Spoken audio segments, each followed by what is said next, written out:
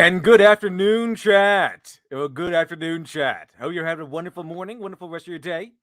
Hope you've been it's been good so far. Was it Hump Day? Hump Day's been pretty good for you so far, chat. Hello, hello. Welcome. Welcome to Afternoon Nonsense, chat. We're gonna have some fun today. We're gonna go over some so you want to be a villain, huh, chat? You want to be a villain. Let's get started, shall we? I think we're gonna have some fun, have a good time. I got some stuff to go over. The nonsense never ends, chat. The nonsense never ends. Just continuous nonsense forever. Like an endless circle of hell. Let's check it out. See, Ghost Shrimp. Hello, Ghost Shrimp. Good afternoon. New apologize to you and chat if I seem pushy. It's just I've noticed that you're really scatterbrained and can't remember what you or chat says. My old man says always pushes me to try and remember. Fantastic. I just want to make sure you keep your word with your fans. Also, you need to make it a habit to write your thoughts down on notes or whatever device you have. I'm not sure what this is referring to. But all right. Hello, Kill Nerd. Hello, Kill Nerd. My college is doing a radio drama. Oh no, about Batman and Superman. Official from DC. Oh, official? That's not a good sign. So hope it's not woke. Yeah, that's a pretty major concern. Hope it's not woke. It's going to audition for an unnamed villain character. Oh, nice. Let's see how you do. Unnamed villain character. Very cool. Very cool. Hello, Barry Bend. Welcome, Barry Bend. Hey, LD, right now playing KOTOR.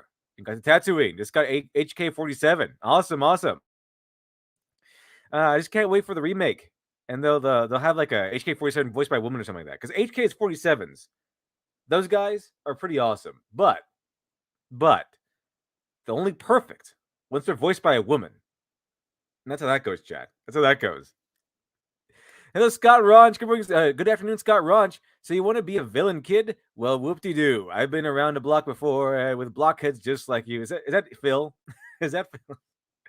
That Phil from Hercules? Hope it is.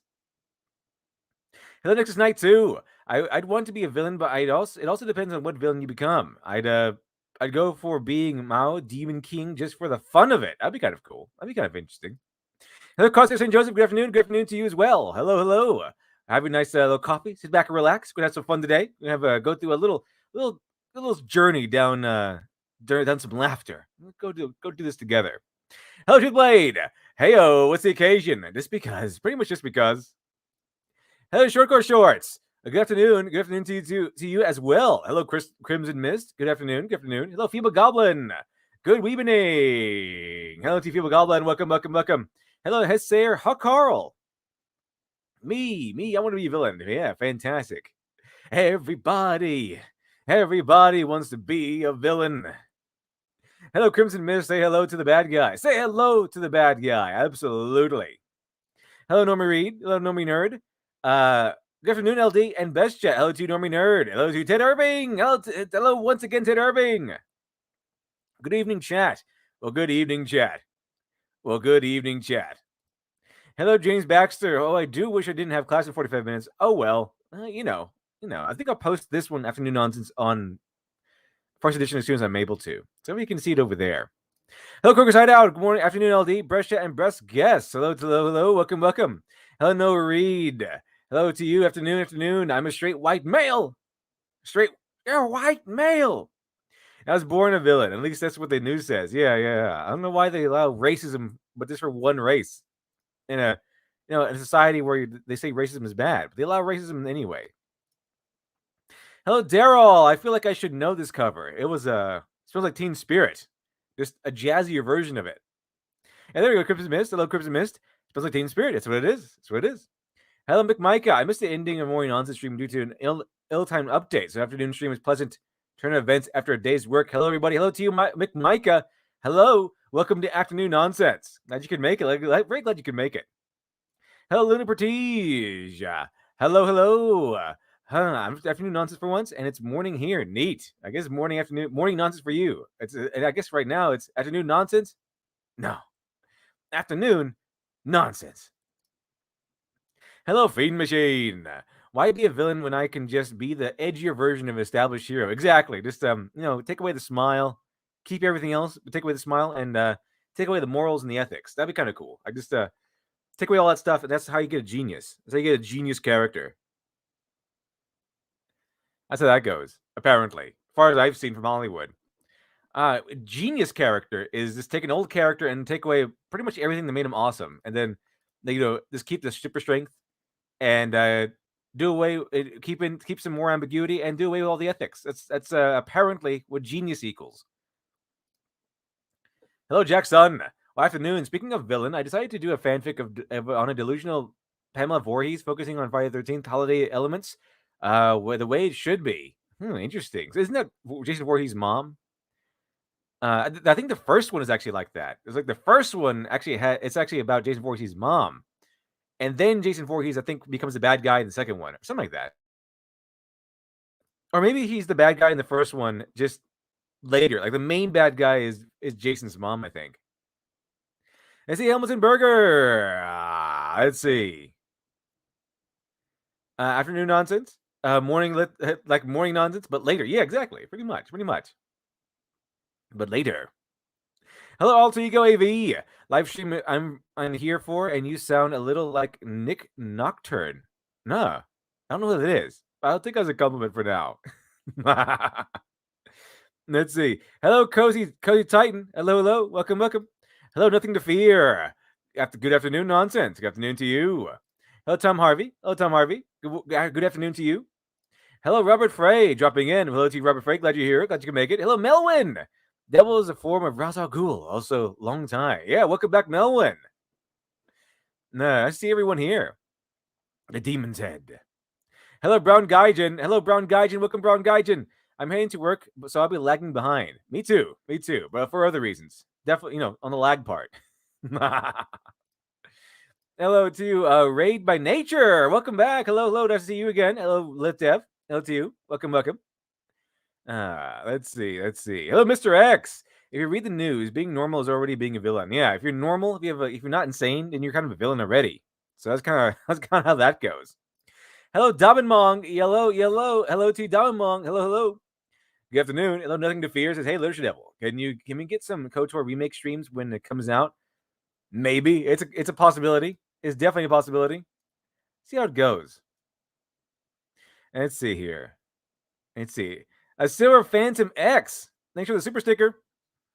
$4 super sticker with a nice little coffee. Yeah, I get a little coffee. Be nice. Hello, Frickade Oliver. Almost time for work. Yeah, at least go to see the opening. Good luck at work, obviously. Let's see. Daryl says racism an excuse for bad behavior. Yeah, pretty much. Hello, Bandit6. If you can write an anti-hero, can you write an anti-villain? Yes, anti-villains do work. Anti-villain is like Zuko from Last Avatar. Last Avatar. The Avatar Last Airbender. Last Avatar is Korra. But yeah, Avatar Last Airbender. That's pretty much just Zuko from that show. Hello, Kyle Rocket. Hey, my God is here, motherfuckers. Hello to you, Kyle Rocket. Good morning. Good afternoon. Not good morning. Good afternoon. Hello, Mr. V. Welcome, Mr. V. Jackson says, yeah, but I want to continue her. She was only on the first. Let's see. Who else is here? Hello, Wolfman. The fuck afternoon nonsense is a thing? Yes, absolutely. Hello, Eric Parks. Hello to Eric Parks. Howdy, all. How are you? Pretty good. Hope you're all doing well as well. Hello, Lieutenant Colonel Tony von Durgershoff. Welcome. Hello there. Hello to you. Let's see. Reba Nature said, I knew like the first villain was Jason's mom. I knew the first villain was Jason's mom. It wasn't Jason. I knew that. I forgot. Did he appear in the first movie or not? I forgot. He does eventually appear as the bad guy. Just not in the beginning. Like the mom was the bad guy at first. I just can't remember if she just unlocks him or something like that and sends him after them at the end of the first movie or not. I'm pretty sure he didn't come into the second movie, but I can't quite remember. It's been a while since I've seen them. Hello, Eric Parks. Howdy, all of you. How are you? Pretty good. Hello, Francis Board Coppola. Peacock. Exactly. My thoughts exactly. Hello, Nova Zero. Welcome, Nova Zero. Morning, Bigots. Hello to you, Nova Zero. Hello to you, the Mr. Johnny. Hello to you, Mr. Johnny. Thanks for the $5 super chat. Yes. The Mr. Johnny says, I made my villain based of Aizen from Bleach. For my novel Black Shonen, sequel will be out in Christmas on Amazon. Aizen always seems cool to me. I haven't seen Bleach, unfortunately, but it is on the list. It's one of those major ones, if I remember correctly. Let's see here. By the way, I forgot to do the clip for Phantom X. Sarah Phantom X, thank you for the $4 super sticker. Yes. And let's see here. Hello, Rona Zorro. So y'all want to be a villain, kid? Well, whoop-de-doo. I've been around the block before with blockheads just like you. Each and every one disappointment pain for which there ain't no ointment. Exactly. Hello, Fizzocho. Hi, everybody, says Fizzocho. Hello to you, Fizzocho. Hello, Rusty Heckler. Good afternoon to you, Rusty Heckler. Hello, Master Game Smasher. Hello to you. Hi, Rax. Unfortunately, Rax isn't here at the moment. Hello, Lockjaw. Sup, LD? It's John from where I am. I'm glad I caught up to the stream. Oh, nice. Oh, Don, where you are. Okay. So I guess it's morning for you then. Glad you could make it, Lockjaw. Glad you could make it. Let's see. Mr. Master Smasher, hello to you. All right, everyone. Hello, Flick Blackwood. Hello there. Let's see. All right, everyone. Well. Let's see what we have. All right, chat. I see Foxy Nix. Hello. Welcome. Let's see. All right. A wonderful guest in the back room, by the way. Let's see who this is. Let's see who's in the back room. I mean, the fun can finally begin. Let's see. This is where the fun begins. And hello, Shiny. Hey, how's it going? Oh, pretty good. Did you know that the new Star Wars is out? Star Wars Visions. Oh, the Visions. Yeah, the new episode. I guess the first episode, not the new one, but the first one dropped today. Yeah, as far as I'm told from the people who have seen it, it's very meh. It's actually pretty decent compared to the what we've been getting from DC Star Wars. Compared is not. We shouldn't be lowering our standards. Compared is not a term of endearment that we should be using. The Mandalorian compared to other, Star Wars content we've been getting is fantastic. Fucking Rebels compared to other things could be considered fantastic. Fantastic. It's not a term of endearment when you talk about Star Wars these days to say it's better than what you've been getting recently. It has a pretty decent construction, so it has nice little twists and turns, and it laughs in the face of wokeness a little bit because there is a female bad guy, and the male main character outsmarts her and outfights her. It's pretty interesting. So this is dedicated just to story, not to women power or whatever it is. It's pretty interesting. But that doesn't mean it's a good story just because it's not woke. We can go into it. We can definitely go into it. See what you think. See, Avery, what's going on, dude? Hello to you, Avery. Welcome back, Avery. Good to see you again. Let's see. Crimson Mist says, I don't care. I will not watch it. SW is dead. You can see that. I can see why. Definitely can see why. Let's see here. What was here? Rorona Zoro says, so much for excuse, though a kid of Wistas kid is asking me to jump into the fray. My answer is 2 words. Okay, you win. Oh, sun, moon, and thunder got away. Janet 6 says, can we get a Sitch-esque hey now? Yes, we can. Yeah, absolutely. No. Hey now. Let's see. Oh, Francis Ford Coppola. Francis Ford Coppola, thank you for the $1 through Streamlabs. Appreciate that. Nice. Francis Ford Coppola says, what if there was a spinoff of To the Boys where Stormfront made a gang of superpowered skinheads and she called it the gun? Oh no. That'd be funny. Yeah, that'd be interesting. That would be. I think there's no way they could adapt that to Amazon. Amazon is just blow up. Let's see. All right. So is anyone in the chat? Hello, Gusto. My power went out. I'm bloody cooking. Oh no. I'm glad you're here. That you can make it. Hopefully, you can make the day better. Dead Shadow Deviant. I don't know. I don't. Well, want I guess to you've got to be evil. You haven't got a gas oven. You've got a powered oven. Yeah, it's a little safer. Like electric fan oven. A little safer. Hopefully hopefully the power comes back on. El Gusto. Hopefully. Hello, Rusty Heckler. Oh, he has a British accent. Totally a villain. Yeah. Shiny's the best villain. Let's see. Let's see. Okay, so I need to win the. Says the devil. Yes, yeah, absolutely. You can't be a proper villain without the British accent. British accent means But my evil. laugh isn't evil. It means evil. Not evil enough. It's not evil enough. Let's see. Little Protetious, the Visions episode all had at least something good about them. Yeah, the Visions. Oh, I didn't. I thought there was only one out. I only saw the first episode, but many of them had their own weaknesses as well. Oh yeah, yeah. Like 9 stories I saw. Oh, I didn't know they were all out. I thought the first one was just out. But yeah, I'll give the rest a watch. First one was pretty interesting. It kind of played around with the expectations in the correct way. They kind of use them as twists instead of just trying to hit you on the head with it and say, "Oh, look how much of a genius I am." I think it says, "Good thing I always have me portable battery to charge my phone." Well, good thing, good thing. Very good thing indeed. The thing is, though, don't take it against you in any way. But I'm always skeptical of people's positive first impressions because, again, when you first watch a media, you're not really thinking it through all the way. You just kind of enjoy it, and it's kind of like what exactly thing happened with every other Star Wars media to date. It seems like everything from the Bad Batch to the Force Awakens to the Last Jedi to the Mandalorian to Rebel. All of it had a positive response at first, and then it started to realize, oh, maybe it's not actually so great.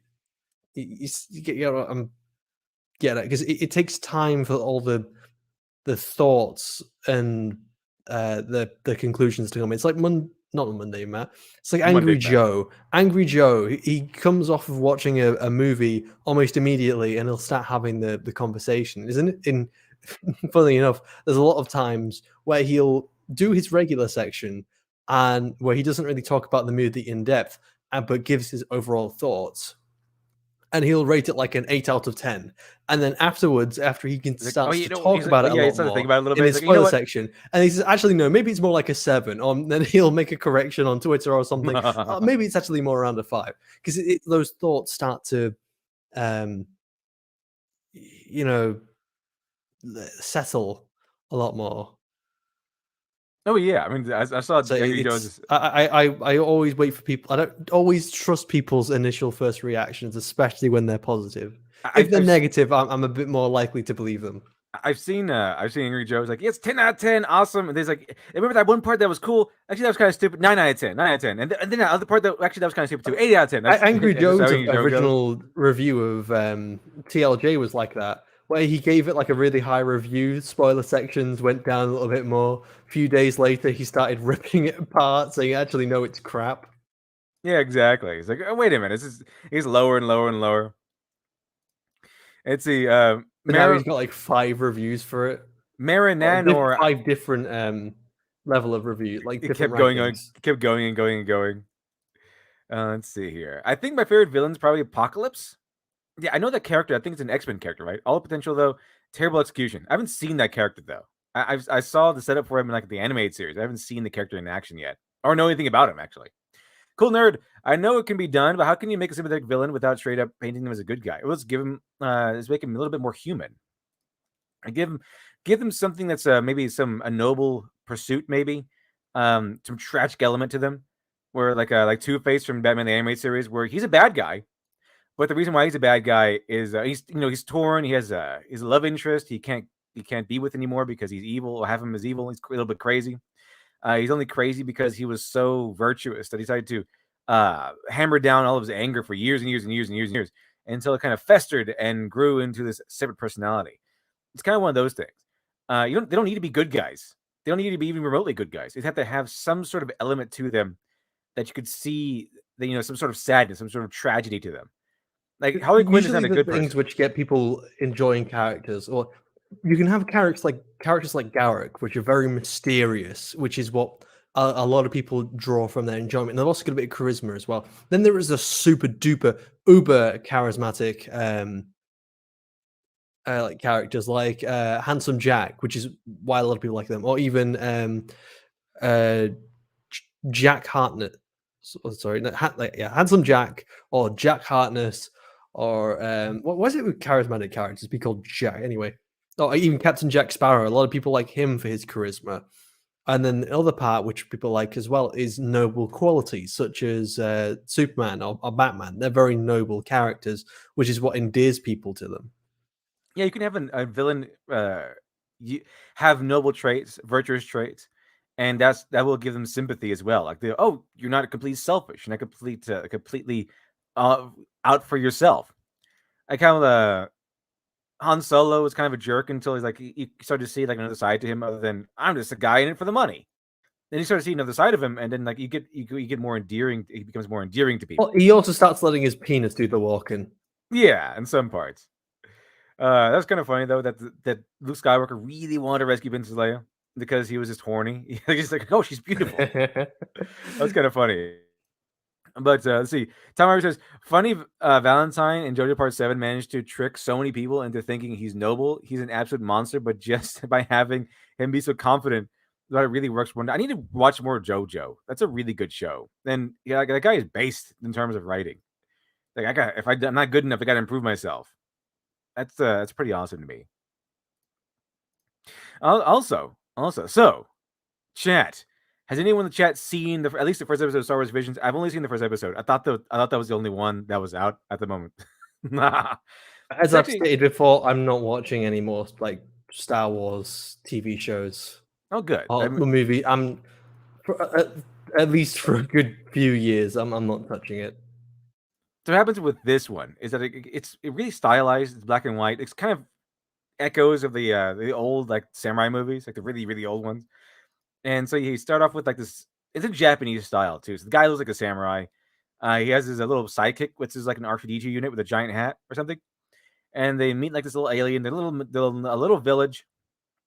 And then boom, here comes some bandits.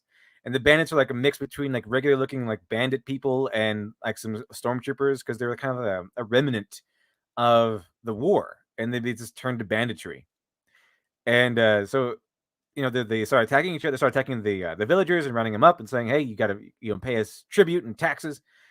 And then there's like, "Who's the chief?" And this little kid raises his hand, and he's a chief's son. And the actual chief is actually really sick or something. And so the chief's son kind of raises in, and he gives a signal. There's a ton of bandits, and then the guards come in. The town has some guards that can fight these guys. There's like a droid with like a I guess you could say minigun, like a mini laser gun. A thing that's I forgot. I'm pretty sure that it was in Star Wars Battlefront, like in the prequels. It was like a minigun, and then the one that goes over the shoulder, or the one that you carry. The one that you carry. I know you carry, because there's an over-the-shoulder one from the original Battlefront games, and then in the more recent iterations, the Clone Wars TV show introduced a one which was more like an undersling. So it's the one which heavy carries. It's the like you carry it on like downwards, like you would carry a minigun, like the right. Yeah, it's like that. It's hanging from his hands, just like that. There's another guard that was kind of weird. That's kind of like a ball with a bunch of blades. I know they're kind of creative with the characters, but there's a bunch they have like 3, 4, 5 guards that are really awesome, and they're just kind of starting to kill all the bandits. And then out of the bandits, like giant vehicle fortress thing, pops out a Sith lady, and she's the one with the little lightsaber umbrella looking thing. What time period is this taking place in? I don't exactly know. It's just like has a Japanese style. So it's just a random new. Okay. Yeah, pretty much.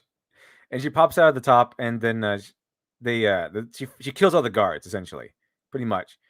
And the remaining bands are able to kind of gather up all the remaining. Wait, is she an Inquisitor? I think they were doing a new Inquisitor. Was she dressed in like black or something? Yeah, pretty much. And she had that lightsaber umbrella thing. It was actually an attachment. There's probably an Inquisitor then. It was actually an attachment where she could take it off and then use her lightsaber. Wait. Did she use it as a helicopter? I think she might have. For fuck's sake. Stop it, Disney. Stop using the lightsabers as fucking helicopters. It's stupid. So Gregory90 says, "Hello, Lizard Devil, Shiny, Best Chat. If we're talking about good villains, I suggest Miriam from Hunter x Hunter." Oh, interesting. I heard that one was one of the good ones. Hunter x Hunter. I heard that was one of the good ones. One of the good series to watch. One of the the epic ones to go over. I really like Gul Dukat before he goes batshit insane after the loss of his daughter. After he goes insane, it gets kind of weird. Like he starts a cult. After he gets in, I get the idea. I understand that Gul Dukat has always been someone which does terrible things and rationalizes. In his head, he really does believe that he helped the Bajorans when actually he was a monster. But there was still more complexity that he did rationalize everything he did, and like he wouldn't just do something unless he could rationalize it. Like and he would be sort of like a frenemy to the Federation, like if it suited him. It wasn't just so like very manipulative. Also, so black and white.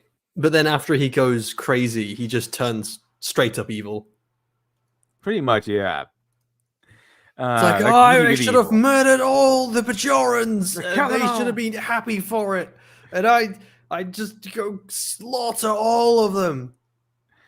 Let's see. And also, okay, so after that happens, so the Sith arrives, and then like she unleashes her lightsaber, like, oh, it's a Sith, and like the guard's like, oh, she's a Sith, watch out, don't engage in hand-to-hand combat, keep your range. And then meanwhile, the main character samurai guy has been just kind of in like an overhill repair shop, is overlooking the battle below, and so his droid can be repaired. And he's saying, and then he sees the Sith come out. Until now, he's been like sitting, sipping tea, things like that. And he's saying, okay, repair my droid by the time this pot boils. And he goes down there to fight the Sith lady. And she's like, oh, you're a Jedi. Like, you don't look like one of the villagers. He comes down and says, and he pulls out his lightsaber, and he has a red lightsaber too. You think he's a Jedi, like a wandering Jedi? Well, it turns out he's a lightsaber too, a red lightsaber. And they start fighting. She does a little umbrella thing off of her sword, and then they go into a traditional lightsaber battle. Wait. This was the umbrella lady. Yeah, like the umbrella lightsaber. That was so fucking stupid. And I don't think you can rationalize it at all. Just umbrella lightsaber, fucking dumb. But then she takes off the lightsaber, the umbrella thing, and they start fighting. And it's a fight that lasts quite a while, and they go down to a river, nearby river, and they start fighting. And then at one point, it looks like she's going to win. Like she's going to win. She's got him cornered, and then he puts away his lightsaber back into his sheath, like his lightsaber sheath, that where he keeps it. And then he stays there, and she goes, "I said drop your weapon," and he's not dropping his weapon.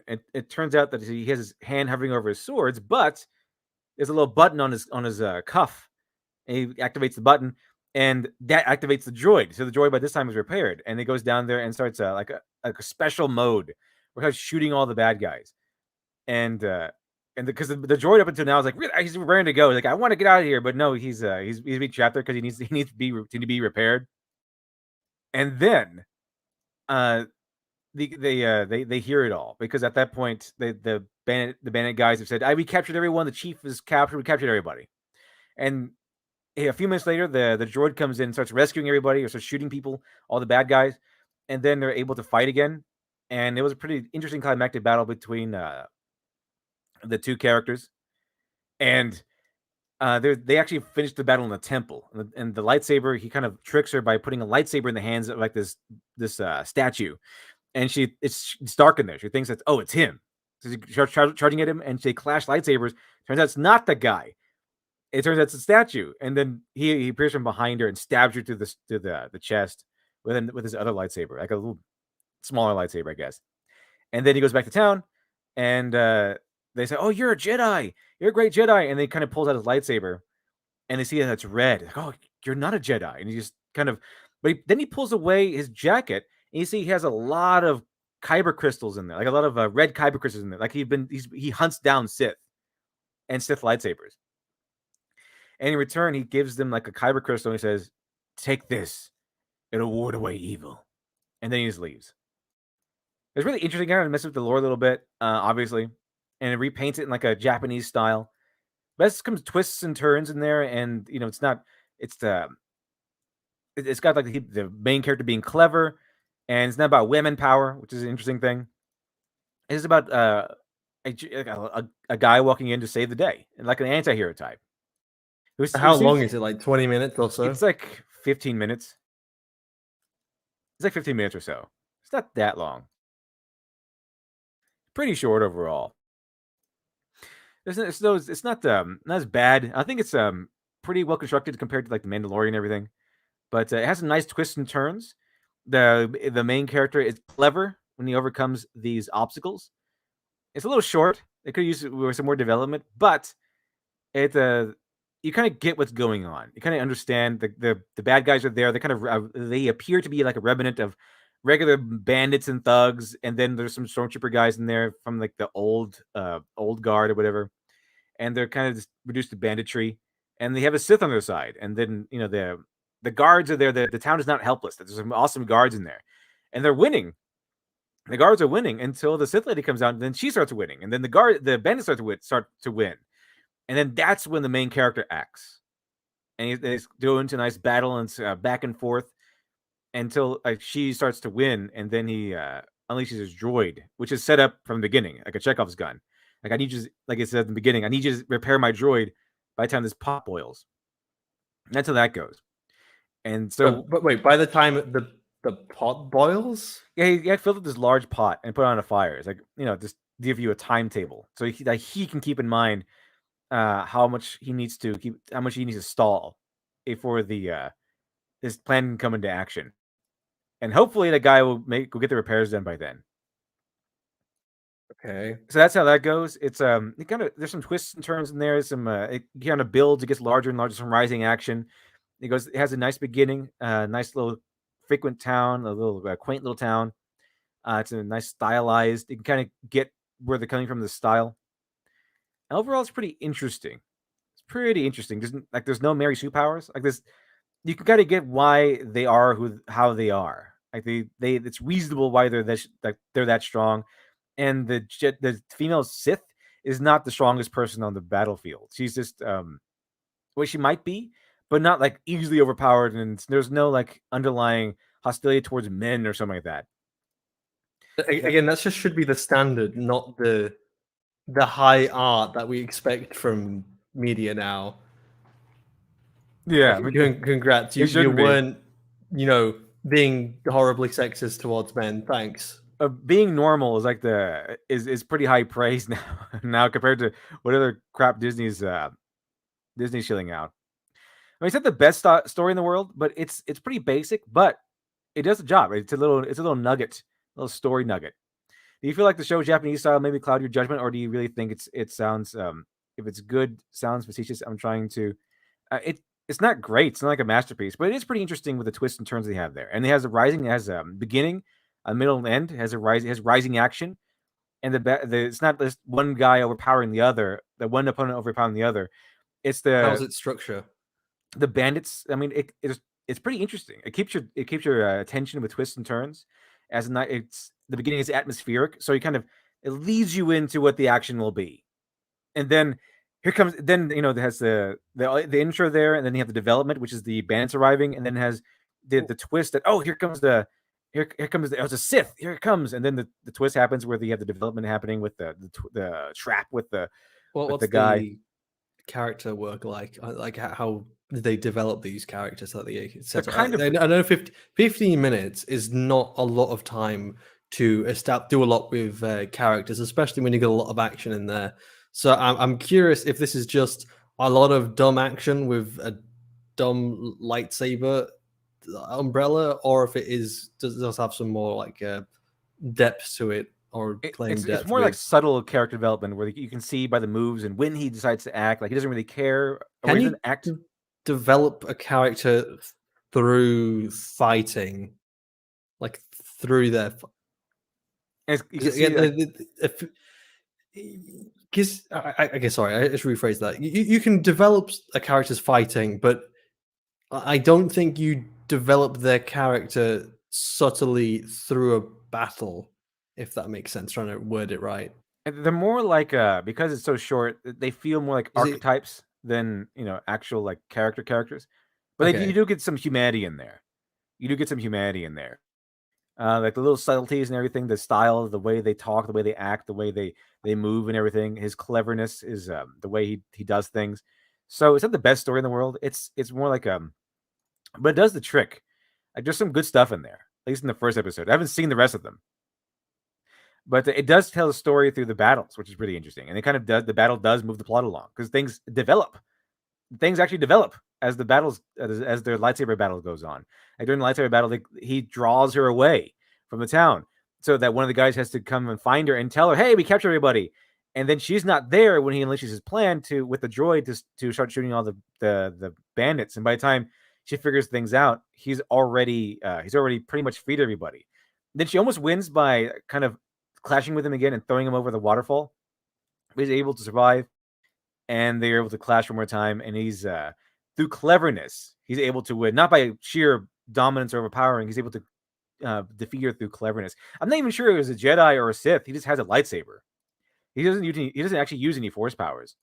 So if there is wordless only action character development, what is that character development then? You can tell she's kind of arrogant, and the way she kind of sees things, and that she can the way she attacks. And also, he's very cautious. I don't know. He's kind of a roguish sort of character, like more like on the side of like Han Solo than Luke Skywalker. But it's fairly interesting. It's as far because I made the claim that it's going to be embarrassing the American Disney creators, which it does that. It shows them up pretty well. So I'm satisfied with that. I'm satisfied at least with that, as far as I'm concerned. Let's see. Tom Harvey says, show the way tactics change, the way something thinks through, the way they move, ebb and flow of intensity. The short dialogue, combat is an excellent place for story. It is. Same thing with like dancing or like musical numbers in musicals. That's what they're supposed to do. They're supposed to keep the story moving along. All that stuff. It's pretty interesting stuff. We're never supposed to have action for action's sake. It's supposed to be always supposed to be something that moves the story along.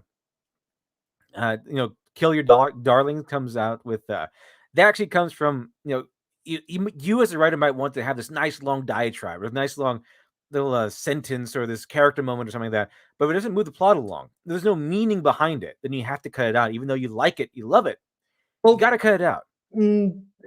As long as you're using that character dialogue to a good degree, like because everything in the media has to have a purpose, and character dialogue is a very good way of giving characterization or just a whole vast of other things like exposition or anything.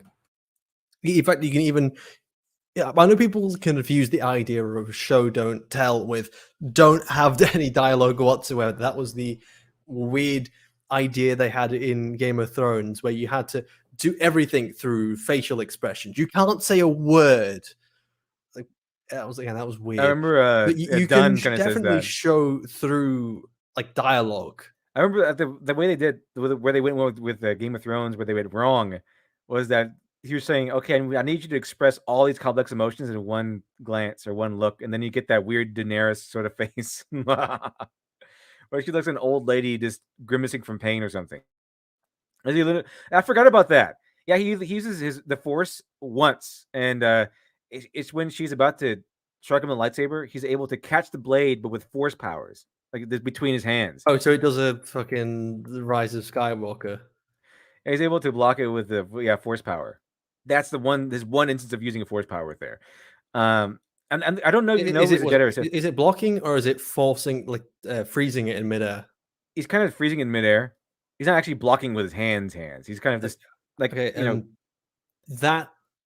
Okay, I had a big problem with that power in Rise of Skywalker. Is if you can literally, freeze someone's weapon in midair, they're dead. They can't defend themselves. They're fucked. It is broken power. He has a concentrate on it, so it's clear that he's concentrated on stopping that blade between his hands with the Force power. So when she has to pull back in order to take it out of there. So he can't act against her when he's holding it there, but then again she can't act against him when he's holding it there. So they're kind of it's a stalemate. But he can't do anything and she can't do anything. I don't even know, he's not really a Jedi or a Sith. He has a red lightsaber, but it looks like he hunts down red lightsabers. Like he has a red lightsaber for the same reason like Grievous has like 4 lightsabers on his body because he's been hunting them down. He's like a slayer of evil. It seems like. Let's see here. Let's see. Like says, catching up the blade between hands and old. Yes, there was a callback to the old samurai movies, where they kind of catch the blade between their hands. They do that a lot in Lone Wolf and Cub.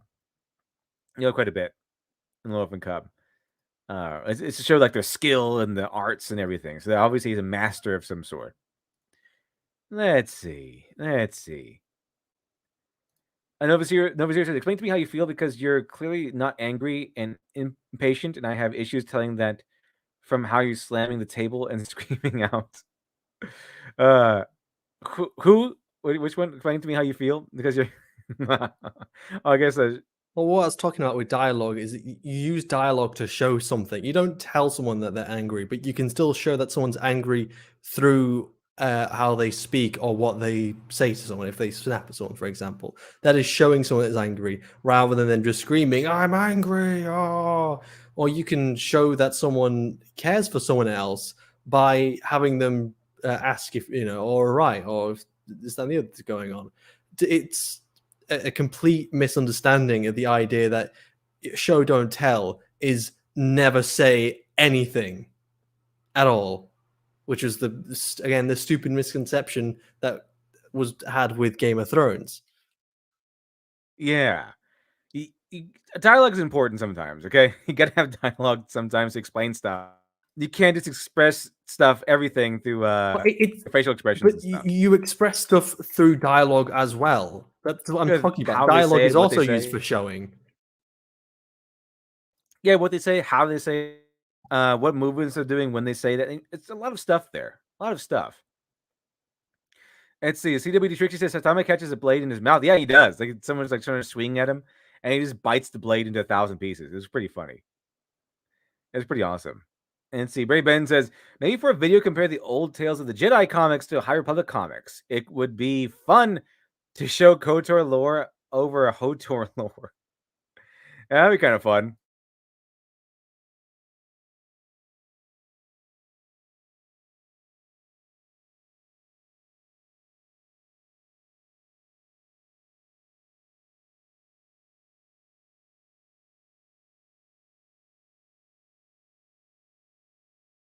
Neville? You there? No, for some reason I got muted. I was wondering why you were just going quiet. Is it a little afternoon nonsense? What a treat. Yeah, welcome Stone Cold's Beer Cooler. Hello. And see, Nova Zero says, even a blind, deaf, dumb, comatose lobotomy patient can feel anger. Darth Fatman of Sith Warrior fame. Yeah. Let's see. By the way, the reason why I what was it? Called this so you want to be a villain is have you ever heard of the evil overlord list? How do you go over that? It's kind of funny. Let's see. And here we go. The evil overlord list. Let's check it out. Let's see here. So the evil overlord list is like a list to keep in mind if you ever want to become an evil overlord. So if you want to become a villain, this is a really good checklist to keep in mind. Okay, you've got a whole how to become a villain. First, get minions. Minions are very important for your average villain, as you need someone to do a lot of the dirty work for your evil schemes. Next, you need to make sure that you have someone to bankroll you. You can bankroll yourself, or you can go to your local villain bank. Essentially, yeah. As the important enthusiast, Despicable Me, where he has to go to the villain bank in order to get a loan so he can do his latest scheme. The Great Villain National Bank, or whatever it's called. Let's see. All right, so let's check it out. Yeah. That's a 702. Bagel Theory. Yes, Bagel Theory. We gotta have more Bagel Theory. Bagels. I will prove to you that this is wrong using nothing but bagels and shipping manifests. Let's see. Okay, so you ready to become an evil overlord, Shiny? Let's learn how. Rule number 1: my legions of terror will have helmets with clear plexiglass visors, not face concealing ones. Okay, it's really important. Let's see. Coker's Hideout says, Shiny, since Shiny is a stormtrooper, does that make him LD's minion? Yes. No. Look, I'm not a stormtrooper. I'm not even a clone trooper anymore. I'm my own thing. I'm my own man. No one owns me. Boy Enthusiast says, come on, Like LD saying is already someone ahead of owns us evil. Master Chief. No one fucking owns Master Chief. He's already ahead of us with evil lordom. With the evil laugh. Absolutely. Let's see. Prone Stalker. Hello, Prone Stalker. Hello. Welcome. Hello, G's Move Dagmas. Wow, this is old. I remember. Yeah, this is a really old list. Oh, it's like many years old. Like over a decade old, I think. But it's a lot of fun. It's a lot of fun that we could cover. I think we could have fun together covering this. Let's check it out, chat. Let's check it out. Let's see. All right, so. Rule number 2. My ventilation ducts will be too small to crawl through. Okay, make sure that your ventilation ducts are too small to crawl through. Number 3. My noble half-brother whose throne I usurped will be killed, not kept anonymously imprisoned in a forgotten cell of my dungeon. Okay, that's rule number 3. Okay, if you usurp your noble half-brother, make sure he dies. Which one is don't tell your evil plan to the hero? I think it's on here actually somewhere. I forgot which one it is. Rule number 4 is shooting is not too good for my enemies. Okay, keep that in mind. It's not too good. They're definitely worth a shot. Okay, you can do whatever you want. Let's see here. So, rule number 5: the artifact, which is the source of all my power, will not be kept in the Mountain of Despair beyond the River of Fire, guarded by dragons of eternity. Okay, it will be my safe deposit box. The same applies in the object, which is my weakness, my one weakness. Put it in your safe deposit box, at home. Rule number 6: I will not gloat over my enemy's predicament before killing them. I will just kill them, which is probably pretty helpful. Rule number 7: when I've captured my adversary and he says, "Look, before you kill me, will you at least tell me what it's all about?" I will say, "No," and then I'll just shoot him. no, on second thought, I'll shoot him and then say no. Yeah, there we go. Much safer. Daryl says, the Evil Overlord's list. Yes, I found a great advice. So if you ever want to be an Evil Overlord, this is what you have to do. Okay, this is pretty good advice for aspiring Overlords to be. Let's see. Francis Ford Coppola. Thanks for the $1 through Streamlabs. Appreciate that. Nice. Francis Ford Coppola says, I think the best example of mute characters who has to emote through his body language is Snake Eyes in the comic. Oh yeah, is that G.I. Joe? G.I. Joe Snake Eyes? He presents a challenge not just to the writers, but to the artists who have to get the posing just right to emote. Oh yeah, that's true. In fact, your boy Zach kind of liked that so much that your boy Zach of Comics Matter, Diversity in Comics, his latest book is going to be on his character that he kind of made from Snake Eyes. And he says it was kind of interesting writing a script in which the main character does not speak any. And he thought that was kind of interesting. Let's see here. Let's see. All right, so number 7. No, we got that one already. Rule number 8, Shiny. Remember for your plan to become an evil overlord. Rule number 8. After I kidnap the beautiful princess, okay, after you kidnap the beautiful princess, because you all do, we will be married immediately in a quiet civil ceremony, not a lavish spectacle in 3 weeks' time, during which the final phase of my plan will be carried out. Don't do that. Get married immediately and with a small ceremony. Okay, that way you can seal the deal, and then it won't coincide with your final plans coming to fruition. Way safer. Let's see here. Mary Mayhem. Hello. Thanks for $2 super chat. Nice. Mary Mayhem says boop. Mary Mayhem says boop. Hello to you, Mary Mayhem. Welcome, welcome. He said we Trixie says League. Oh yeah, have you ever seen League of Super Evil? That was a pretty funny show. The nickname Lose. So Victoria Mott says giving your minions face covering helmets is dumb. They should have big expressive eyes. Then They've got to be faceless. Yeah, it can't be faces because then if they have faces, it's hard to kill them. So it's way better. And the good guys should be conflicted when attacking them, and my mistreatment of them would be more despicable. Yeah, exactly. Way better. Way better. Let's see. Rule number 9. See what rule number 9 is. Rule number 9. I will not include a self-destruct mechanism unless absolutely necessary. If it is necessary, it will not be a large red button labeled danger, do not push. Okay? It has to be don't make it so obvious.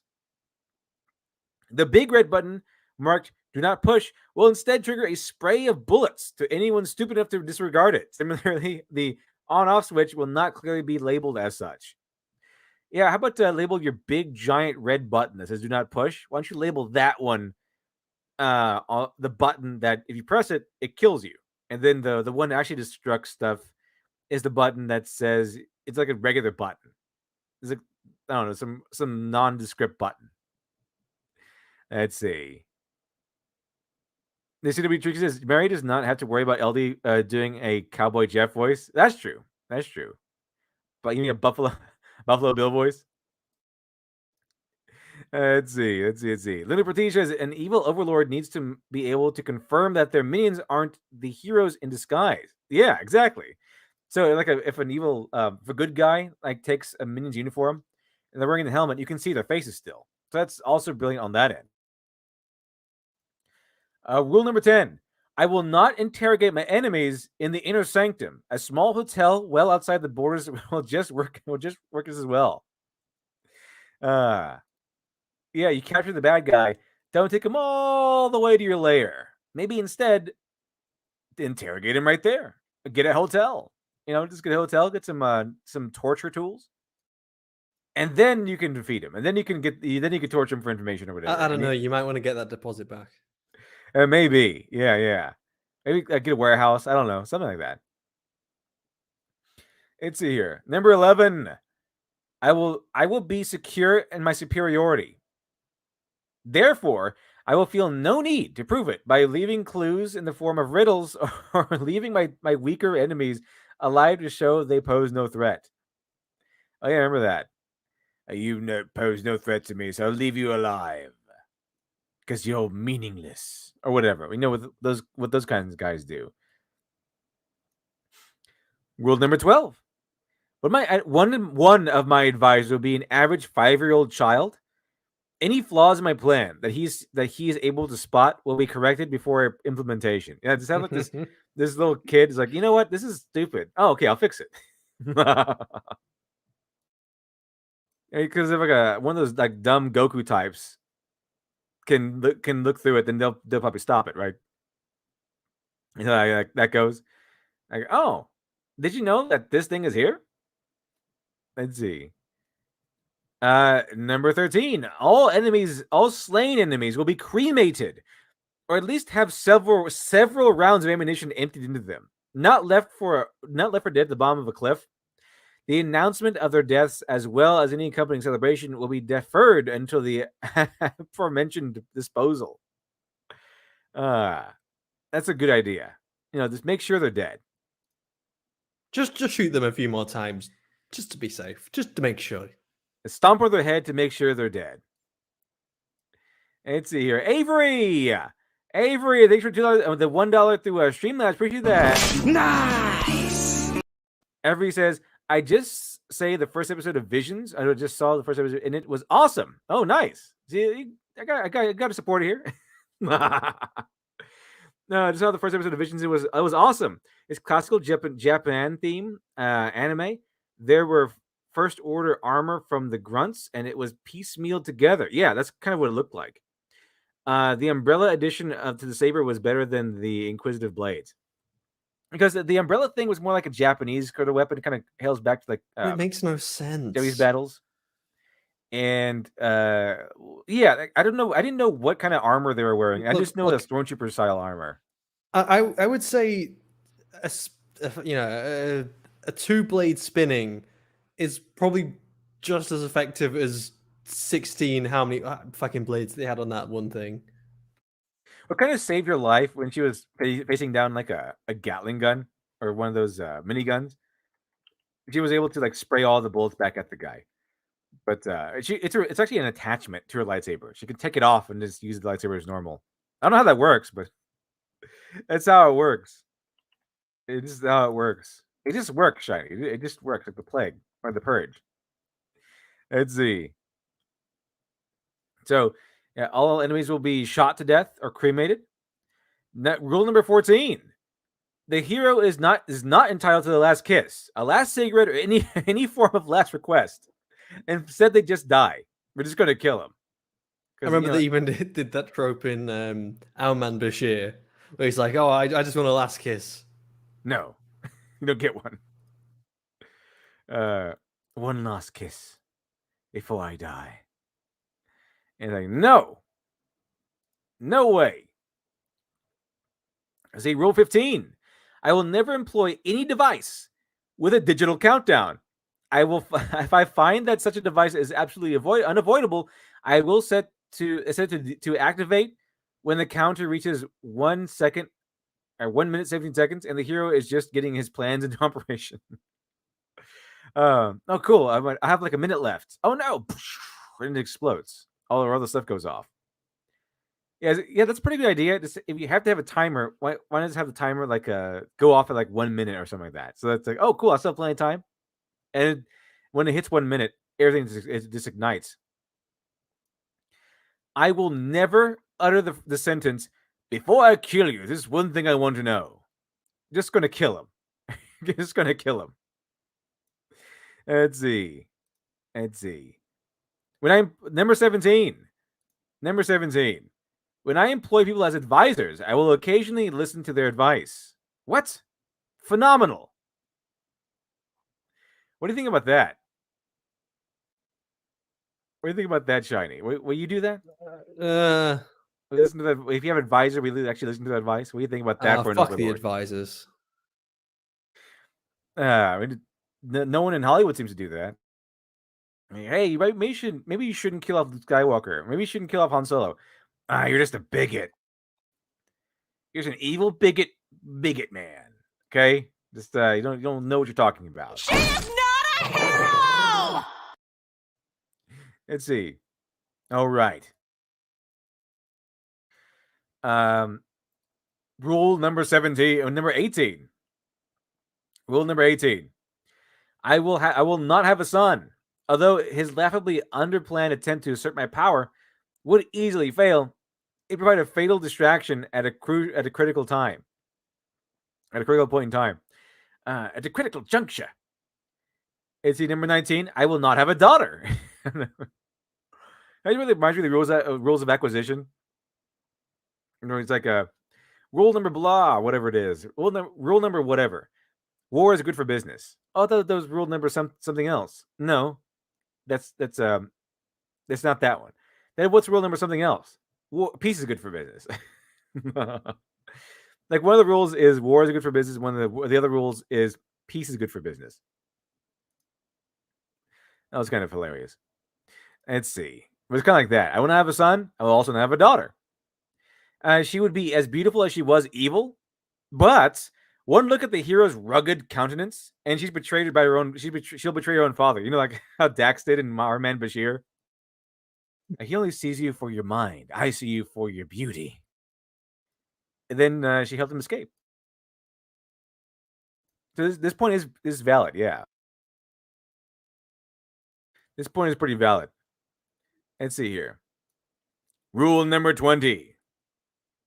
Despite its proven stress relieving effect, I will not indulge in maniacal laughter. Now, what do you think of that, Dove? This rule is dumb. Okay, maniacal laughter is awesome. When so occupied, it's too easy to miss unexpected developments. that a more attentive individual would adjust to accordingly. So I guess it's maniacal laughter is distraction. I mean, it's a worthy distraction. Like it's worth it. I think. Ain't pretty cool. You gotta have some. It's intimidating. You gotta have some give and take. Okay, it's like but you probably shouldn't drink because alcohol really does nothing for you, but it's fun. You know what I mean? It's kind of one of those things. Let's see. Rule number 21. I will hire a talented fashion designer to create original uniforms for my Legions of Terror, as opposed to some cheap knockoffs that make them look like Nazi stormtroopers, Roman foot soldiers, or savage Mongol hordes. All were eventually defeated, and I want my troops to have a more positive mindset. Just make your own uniforms. Just make your own. I like that. Just make your own uniform. It's great. Let's see. So number 22. Rule number 22. No matter how tempted I am with the prospect of unlimited power, I will not consume any energy field bigger than my head. That's probably a good idea, usually. What if you're really hungry? I guess you could take it then at that point.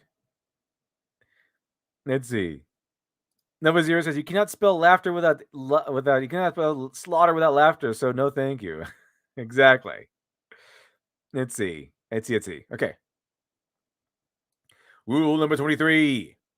I will keep a special cache of low-tech weapons and train my troops in their use. That way, even if the hero managed to neutralize my power generator and or render the standard issue energy weapons useless, my troops will not be overrun by a handful of savages armed with spears and rocks. That happens so many times. It happens so many times in different movies. We're just going to deactivate this and set up this structure or that thing, and then we're just going to go ahead and fight them hand to hand with our tribesmen or something. I mean, that even happens in Hobbs and Shaw. Like all the bad guys have weapons that they deactivate somehow, and then they engage them in melee combat and other clubs and stuff. That was kind of hilarious. Yeah, it happens all the time. A little weird, but yeah, a little weird, but happens all the time. Let's see.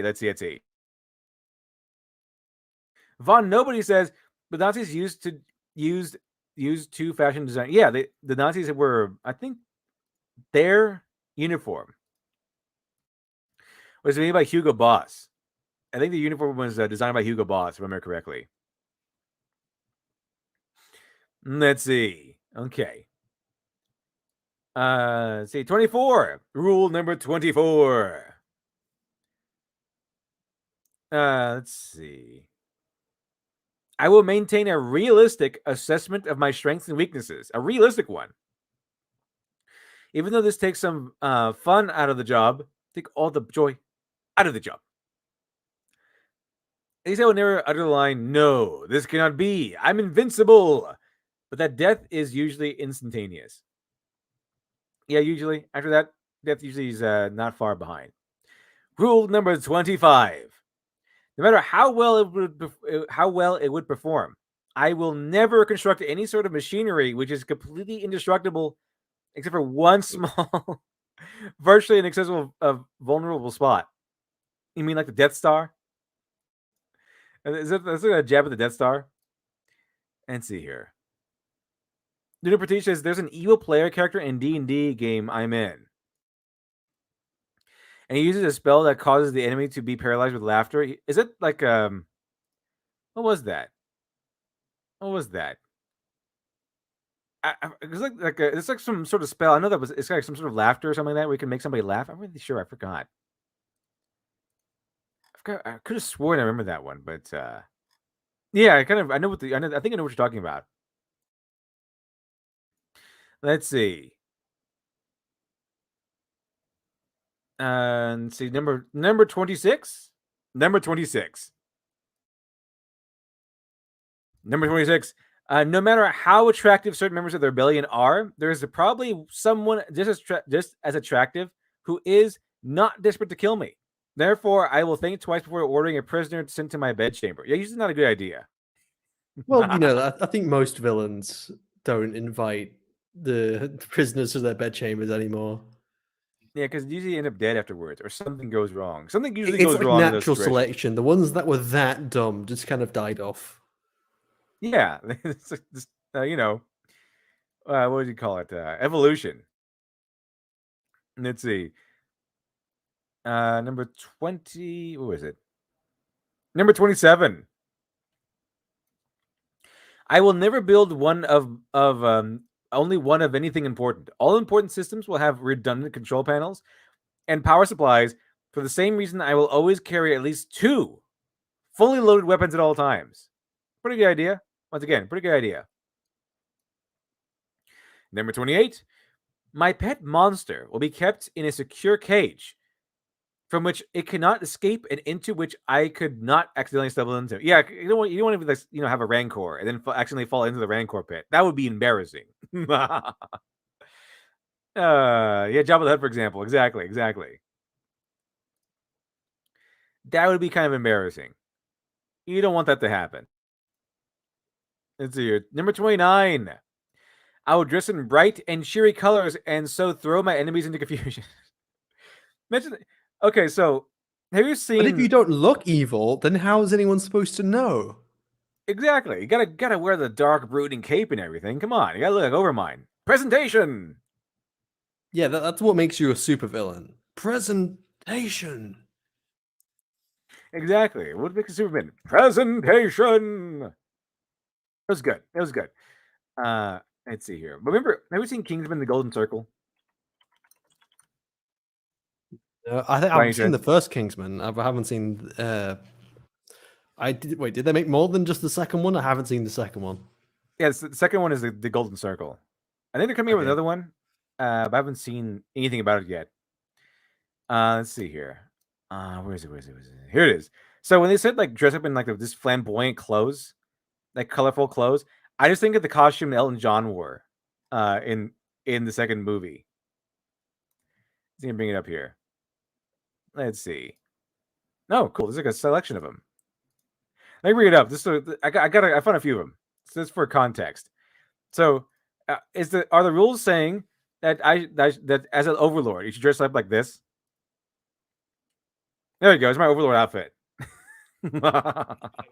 I don't think that works. I think that's a very bad presentation. Yeah, but it doesn't look very evil, right? This But the thing is, the protagonists will probably already know you're going to be evil at some point. You may as well just go all in. What about this picture where he's like doing a flying kick? Look, being cool is half the battle. That is not cool. That is the opposite of cool. But he's doing a flying kick. That's pretty awesome. He's probably going to fall down on his ass and hurt himself, but hey. Nah. He's good to go. Let's see. Maybe we can watch the whole thing for context.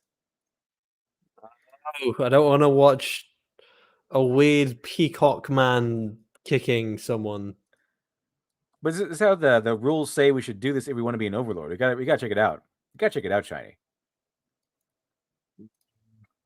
Let's see. So if you want to be an evil overlord, this is how you should dress, and you can apparently make it practical. It just seems incredibly gay. Well, Elton John is pretty gay, so that might be an accurate description of it. What day is it today? All British umbrellas like that? Because if so, I see why everyone carries them around over there. Instead of guns, we have umbrellas. Exactly. That are also guns. There's Elton John just beating up everybody. How can Elton John beat everybody? Where did they get these skills from? I don't know. It's just kind of cool.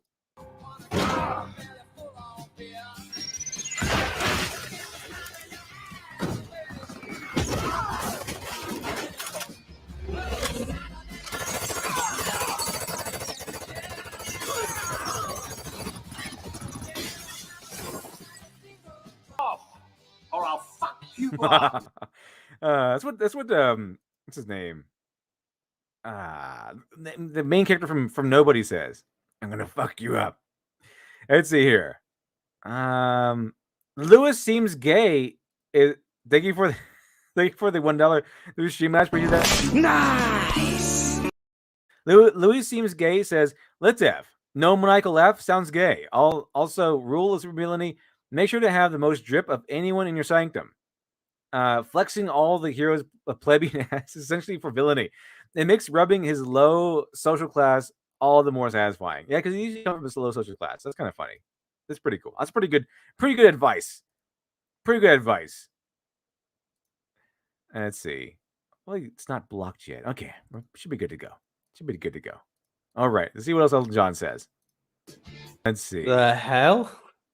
Yeah, it's a pretty awesome umbrella. That's why I like those. I wonder. Mine doesn't do that. I need to get an upgrade. No wonder British people carry around everywhere. Whenever awesome anyone's just like, I don't know, ahead of me in the queue, just launch them up into the sky. Next, please. Let's see. But yeah, just that's what an overlord should dress like. I think, right? Like Elton John. From this movie. Yeah, there it is. Elton John detected. Friend. He's a friend. And the heroes are seen the same way. And the heroes are definitely seen the same way. It's like, oh, look, that guy can't be evil. Look how flamboyant his costume is. Let's see. All right. Where do we go? Evil Overlord list. Let's see. And why doesn't my umbrella do that? Because I gotta get an umbrella that does that. I can pick them at Walmart or something. That'd be awesome. Okay. Let's check it out. Make sure I got everything together. Make sure I didn't miss anybody. Oh, the Tyler Preston. Tyler Preston, they went through Streamlabs. Appreciate that. Nice. Tyler Preston says, Evil Overlord rule number 19. I will not save a daughter I will not have a daughter that's persuaded by the male hero's good looks to betray me. Minion, but my lord, what would you do if the hero what would you do if the hero is a woman? The Evil Overlord. God damn it. Well, again, you're also not going to have a son, so I guess you're safe on that front. See, Anime Fan 3794. Hello. Elton can beat him up because their boss has given them explicit orders not to hurt. Yeah. But I mean, he's doing like flying kicks and stuff. And the thing is, I think at that point, no. The robots aren't supposed to hurt him. But those guys, they're to take him down a little bit. But yeah, they're not technically supposed to hurt him. But I'm not so much saying about how he can do all these, how he's beating him up. I'm saying like how he's doing the flying kicks and all these like spinning back kicks and stuff like that. He's like a ninja. It's weird. Let's see. I will dress in. Okay, so yeah, dress in bright cheery colors. So dress like Elton John. That's what I kind of got the idea of. Because I'm pretty sure that if you showed up looking like that, no one would think you're evil right off the bat. Like not right off the bat anyway. Like it might take him a moment. It might take him a little bit to realize. Let's see. Okay, so number 30. Number 30. All bumbling conjurers, clumsy squires, and no-talent bards and cowardly thieves in the land will be preemptively put to death. My foe will surely give up and abandon their quest if they have no source of comic relief. Oh, Finn is lucky that that Kylo Ren he did not read the Overlord list, okay? Because as soon as Kylo Ren would have read the Overlord list, Kylo Ren would have just kind of executed Finn, because they can't really win if they have no comedy relief. That's probably a good idea. See, Rusty Heckler says, I highly support number 30. Yeah, so do I. Number 30 is great. Number 30 is fantastic. Let's see. So, number 31. All naive, busty tavern wenches in my realm will be replaced with surly, world-weary waitresses who will provide no unexpected reinforcement and/or romantic subplots for the hero or sidekicks. Oh no, it's a pretty good play. It's a big brain play right there. No tempting waitresses. All replacing with like these like really ragged, haggard, world-weary women. Wenches. Like, hello there, tavern wench. What will you be having? And then no subplots, no nothing. Gotta nip him right in the subplot. Number 32. I will not fly into a rage. I will not fly into a rage and kill the messenger who brings me bad news, just to illustrate how evil I am. Good messengers are hard to come by. Yeah, good advice. Good advice. Let's It's see. such a stupid trope just to have the villain. Oh, I'm so angry. I'm gonna kill my own men. It's Like always Kylo so Ren. lazy. And then don't throw a tantrum. I think they should have another one on here. Don't throw a tantrum at all. Just I think stay calm and collected. exactly. That's way better. It's way Do better. some yoga or some meditation. You know, just take a deep breather. Take a deep breath. Dust yourself off. Start all over again. Be good. Be good. Go seek some mental health. Go seek some mental health therapy. You need to be top of your game if you're gonna like rule the world. And ruling the world is something everyone wants to do. According to the song, anyway. Let's see. Number 33. I won't require high-ranking female members of my organization to wear a stainless steel bustier. Morale is better Aw. with a more casual dress code. This one's dumb. No, it isn't. This one's dumb. Okay. Look, Look, morale is it's better. got to be like what's that American restaurant that's like really well known for having Dick's? sort of like skimpy women? Oh, Hooters. Hooters is like they've all got to have the all your minions have to have the same criteria as Hooters has. I can see that happening. It'll really boost morale. Let's see. Morale is better with a more casual dress code. Similarly, outfits made entirely of black leather will be reserved for formal occasions. That's a good idea. What about the Black Mamba?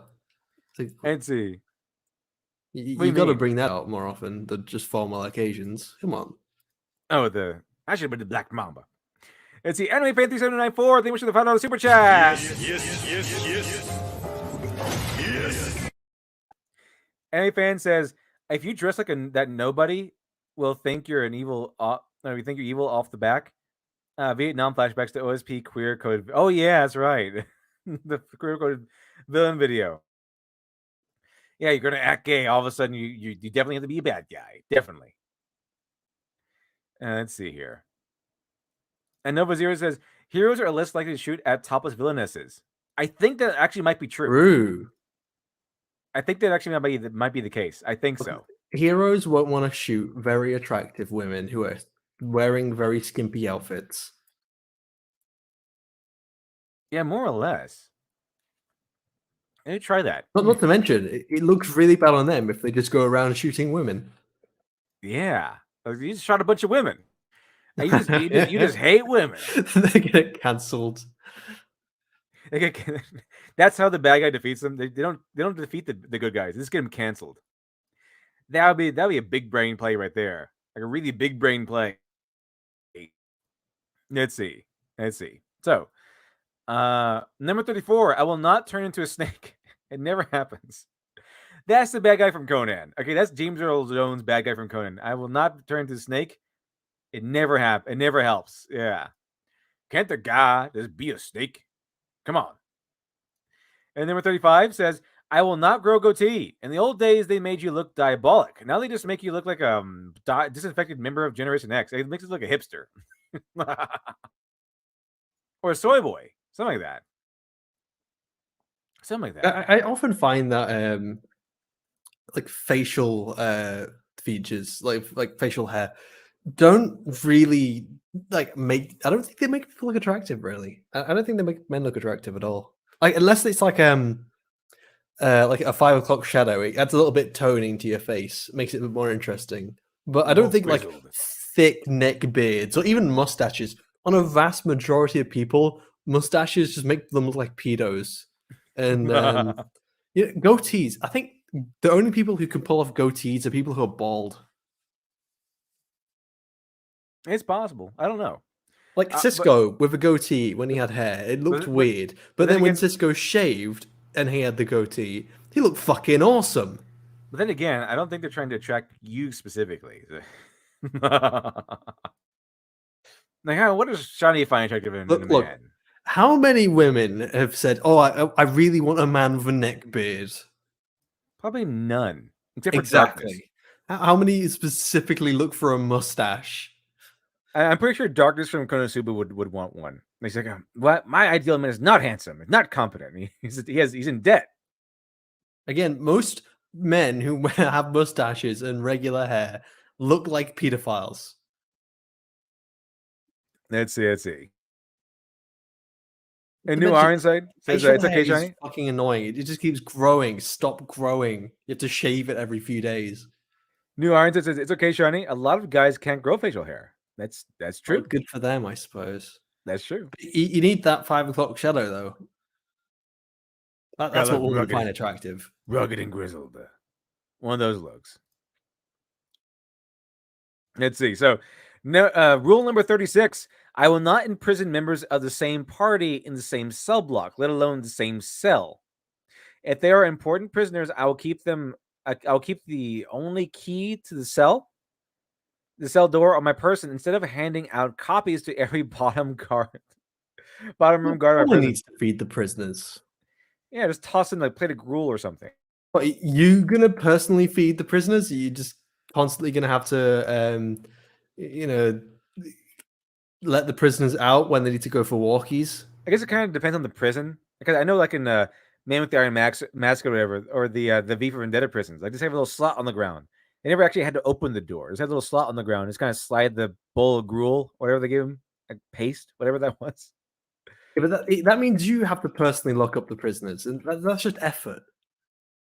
It's a lot of effort. Yeah, if they escape, they escape. There's a game called Evil Genius, and that's essentially what you have to do. They have to lock up your prisoners sometimes, and sometimes they escape. Sometimes you just have to let them escape, like if they're a super agent or something. Otherwise, you have to keep knocking them out and then putting them back in your prison, and they'll just escape again. You can't kill them unless you have like certain circumstances. Brown Gaijin, thanks for the $5 super chat. Yes. Brown Gaijin says, Kamijo Toma from Index is the only hero that constantly punches female antagonists. Oh, based, just equality. Equality, bitches. A fistful of equality. That'd be a good story for a book, right? Be a good title. Fistful of dollars, fistful of equality. They're kind of funny. Let's see. Just move. Zachman says, "Why not just break the prisoner's legs? I mean, who's guarding your evil overlord prison? It's not like they're gonna sue you. Yeah, just fucking break their legs. If one of they did, I just like a Steven They Seagal type sue of you. overlord, and just kind of sue Steven Seagal into oblivion. They're kind of funny. It's like, you kidding me? Don't shoot the civilians. Do you know how much that's gonna cost us? They're gonna sue us out of our asses. Be kind of like Tanya the Evil, where she's concerned with treaty violations and stuff like that, but she's evil. Guy like that is still wants to follow the rules. Let's see. Number 37. If my trusted lieutenant tells me my legions of terror are losing a battle, I will believe him. After all, he's my trusted lieutenant. Sir, your enemy's losing. Your forces are losing the battle. You're lying. Obviously, we're winning, even though you're there and I'm not. But sir, shut up. I guess you want to be better than that. Let's see. Number 38. If an enemy I have just killed has a younger sibling or offspring anywhere, I will find them and have them killed immediately. Instead End of the waiting. bloodline. Yeah, you got to end the blood. Sometimes you just got to end the bloodline or two. If you ever played Crusader Kings 3, you know what you're going through, okay? Sometimes in Crusader Kings 3, you just have to wipe out an entire family or something. Entire bloodline. They fucking do this in the Harley Quinn animated show. Do what? Some of this? Also they say they have this real villain who's like an actual threat, and she can summon like fairy tale creatures like the wolves and shit to like eat people, and just I think it was to stop so someone saw them, and to get rid of witnesses, she basically got all of her fairy tale characters to murder this family party. And there was like one left. Is like, well, you can't just kill one. You have to kill all of them, and then they're all shocked. I mean, well, you do. And then the story then proves her right. It's the one guy who survived threw himself into what was it, a electricity line, and then basically gave him electro powers, and he came back and tried to kill them, and then Harley basically killed him. That's great. Yeah, but I guess it is kind of like that, isn't it? And also, like, if you want to be a villain, play Crusader Kings 3. You basically have to become a villain in order to succeed. Like I remember this one woman was like really complaining about her boyfriend because she's like a progressive weirdo, and then her boyfriend is playing Crusader Kings 3, which is like as far away from that as possible. So he's talking about, oh, I gotta sleep with all my son's wives. I can impregnate them. Then he's talking about like exterminating the Jews and stuff like that, and and like getting money from the Jews and then exterminating them or something like that, because you can do that. And What? well, I mean, to be fair, in Europe at some point, Litdev, are you playing Hitler? I'm not playing that guy. That Are you was the another guy. baddie? No, I'm just trying to wipe out another people. Well, sometimes you gotta kill a few people. Sometimes you gotta kill an entire bloodline. Sometimes you gotta wipe out a few kids. You know what I mean? During Crusader Kings 3, you gotta do what you gotta do. And sometimes that means assassinating a kid emperor because your person is next in line. Okay. Sometimes that means sleeping with all your son's wives. It all depends on what needs to be done. Because your son is ugly or something, or your son is stupid. You don't want to have his kids be stupid, so you got to sleep with his wife and sire kids with his wife, so they're not stupid like your son is. That is a trait. Your son could be like really dumb, and then like, oh man, he has all these terrible traits. I don't want this passed on. So then you have to have your guy go in and sleep with them anyway, and then have your. Although unfortunately, one time my guy got caught sleeping with his brother's wife, and then I noticed that my brother had a different wife, and then, turns out he had her executed. Like, oh crap! And she was a princess of France. Like, she was like the eldest daughter of the king of France. Like, how'd you get away with that? Doesn't make any sense. That's not good. Yeah, Crusader Kings 3 is a crazy, crazy game. You have to do some stuff in order to succeed. Okay, but I didn't go after anybody. I just sometimes you have to, in order to gain land, in order to stop, holy crusades, you have to take lands from other religions. You just have to. Okay. You gotta do what you gotta do for the bloodline in the family. Because sometimes you gotta. Sometimes you have to wipe out all the tutors. Okay. Sometimes you just have to do that. Sometimes you have to wipe out Robert the Bruce, his sons, his grandfather, and his dad. Sometimes you have to do that. Sometimes you have to capture a wife of somebody important, have her tortured so you can get some information, some secrets, and then sell those secrets to someone else for some money because you're really, really low in cash. It just all depends on what you have to do. That sort of thing. That's how you make a villain. You want to see how you see a villain become a guy become a villain? Play Crusader Kings 3 for a little bit. You kind of have no choice. It's good stuff. Sometimes, your wife cheats on you and then you have to have her imprisoned because, cheating is illegal. And then, she turns out that, you chastise her or whatever. She hires an assassin, and then you got to stop the assassination by having her imprisoned and executed. Yeah, I don't know. It's just, you got to do what you got to do. And sometimes your wife dies. You gotta find the hot new wife so you can have more kids. It's just a bunch of things you have to do when heavy is the crown of the king. Okay. He's the crown of the king. It all just happens. It happens that way. Sometimes, if you're playing a female character, sometimes you have to seduce somebody's husband so you can get your own kid and your own bloodline, and then you can start making an empire. That's why I did it. Sometimes you have to commit a little bit of adultery to get things right, to get things flowing correctly. Let's see. Number 38 says, if an enemy I have killed. Okay, so you have to. Yeah, if anyone who's played Crusader Kings 3 understands rule number 38. Sometimes you get to wipe out an entire bloodline. Okay, sometimes it becomes unavoidable. Let's see. Okay, number 39. If I absolutely must ride into battle, I will certainly not ride at the forefront of my legions of terror. But that's awesome. Why would you not do that? That's like the whole point. No, You know, leaders should lead from the front. Leaders lead by example. You know. exactly. And so, nor will I seek my opposite number during among his army. Well, I mean, that takes kind of the fun out of the job, then, doesn't it? You kind of stuff. Why would you not seek him out if you're in the battle? Sort of fair. How could you be part of the battle and not find your nemesis on the battlefield? Yeah, it's what the battle's for. Never Come been on. done in the history of the Jedi Order. History of the Jedi Order. Let's see. So what's next? Oh, here we go. Number 40. Rule number 40. I will be neither chivalrous nor sporting. I will have an unstoppable super weapon. I will use it as early and as often as possible instead of keeping it in reserve. It'll keep blowing up planets or whatever. That'd be kind of funny. Let's see. Number 41. Let's see. Once my power is secure, I will destroy all those pesky time traveling devices. Yeah, there we go. That's a good idea, actually. Get rid of that time travel possibility. Let's see. What if you number use the 42? time travel device for your own nefarious deeds? I think it's too dangerous to be kept around. Because you just time travel. Time travel can be a little iffy. You don't want to do that. Let's see.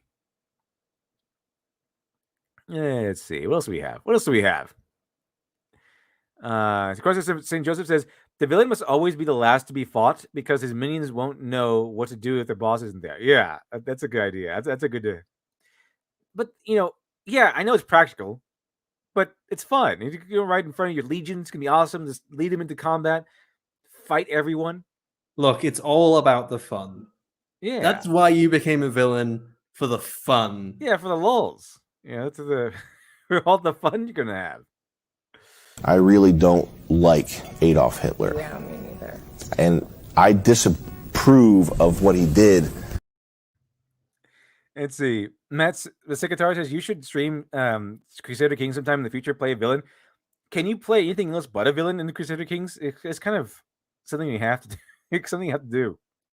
Otherwise, you can't really make it all that far. But yeah, I could definitely stream some Crusader Kings one day. That'd be kind of funny. It's a crazy game.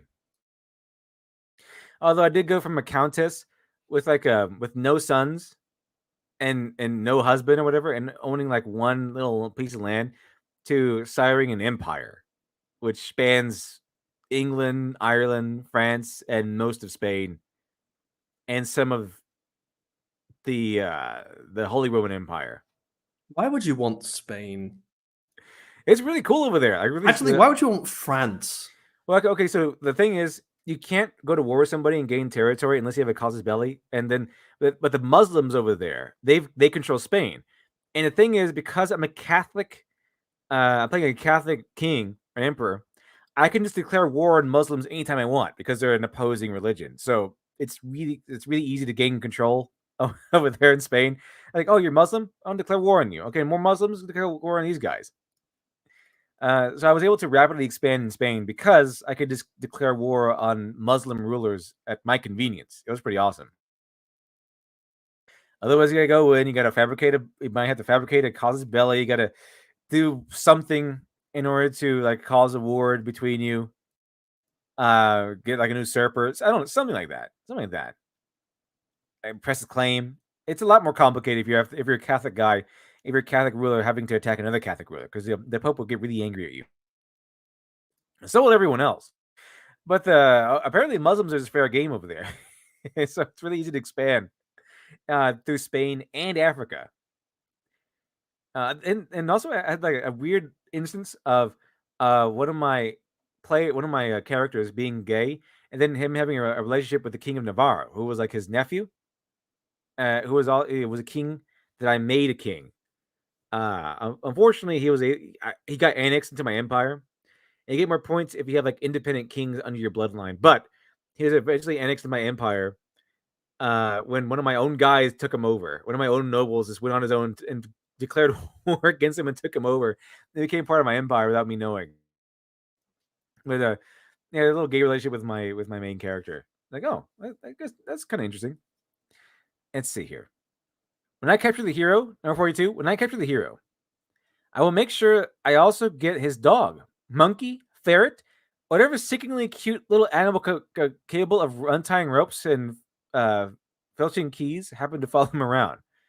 That's a good idea. There's always a pet, like a Momo or something, and they always have the keys. You can always get the keys somehow. So that is a good one. That is a good piece of advice for you to have. Really, really good. Let's see. Number 43. I will maintain a healthy amount of skepticism when I capture the beautiful rebel and she claims to be attracted to my power and good looks. I will gladly betray her companions if I just let her into my let her in on my plans.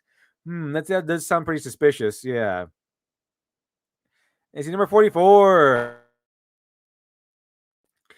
I will only employ bounty hunters who work for money. Those who work for the pleasure of the hunt tend to do dumb things, like even the odds, or give the other guy a sporting chance. I just get the guys who do it for money. Yeah, that's way better. I get yourself like a gaggle of Boba Fett's or something.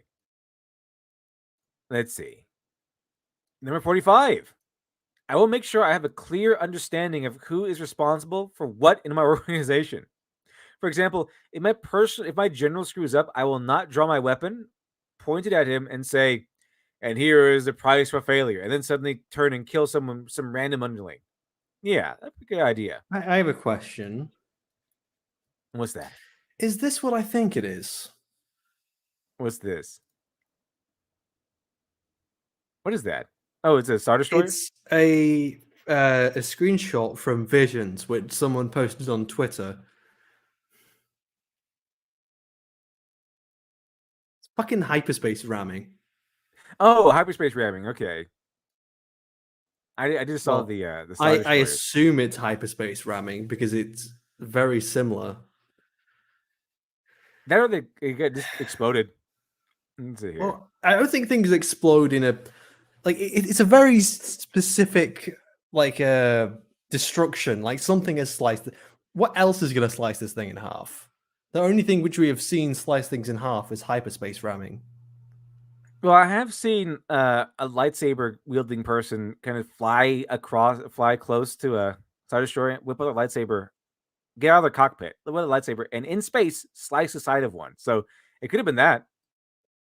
I'm not sure if that's worse, to be honest. Slicing a Star Destroyer in half with a lightsaber.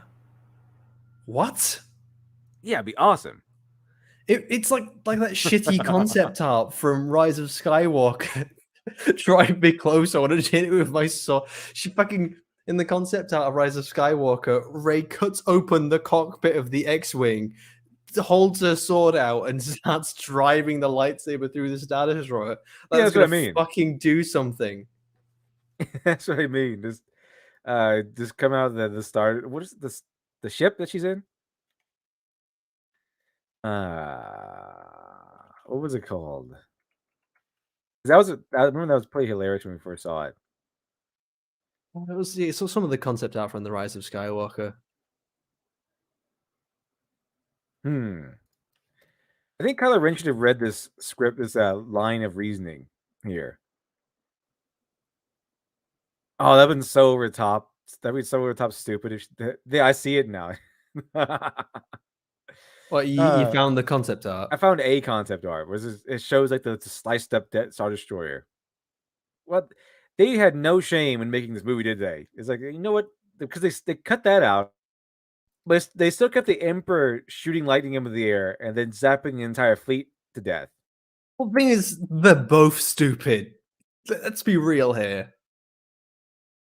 Like, shooting lightning into the sky, which disables all of your enemy's ships, that's pretty powerful. That's pretty insane. And then for that, like, also to just use a lightsaber to slice a fucking Star Destroyer in half, that's also fucking stupid. And I'm not sure what's worse, hyperspace ramming or using your lightsaber to cut in half a fucking Star Destroyer. I guess take your poison here. I don't know. But since all the other visions are out, I think I'll watch those then.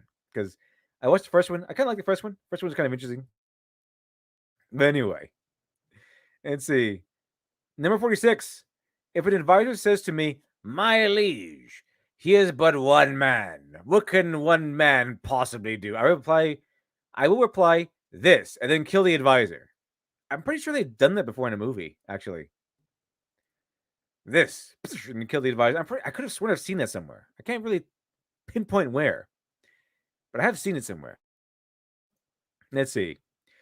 Number 47. If I learn that a callow youth has begun to quest to destroy me, I will slay him while he still has while he's still a callow youth.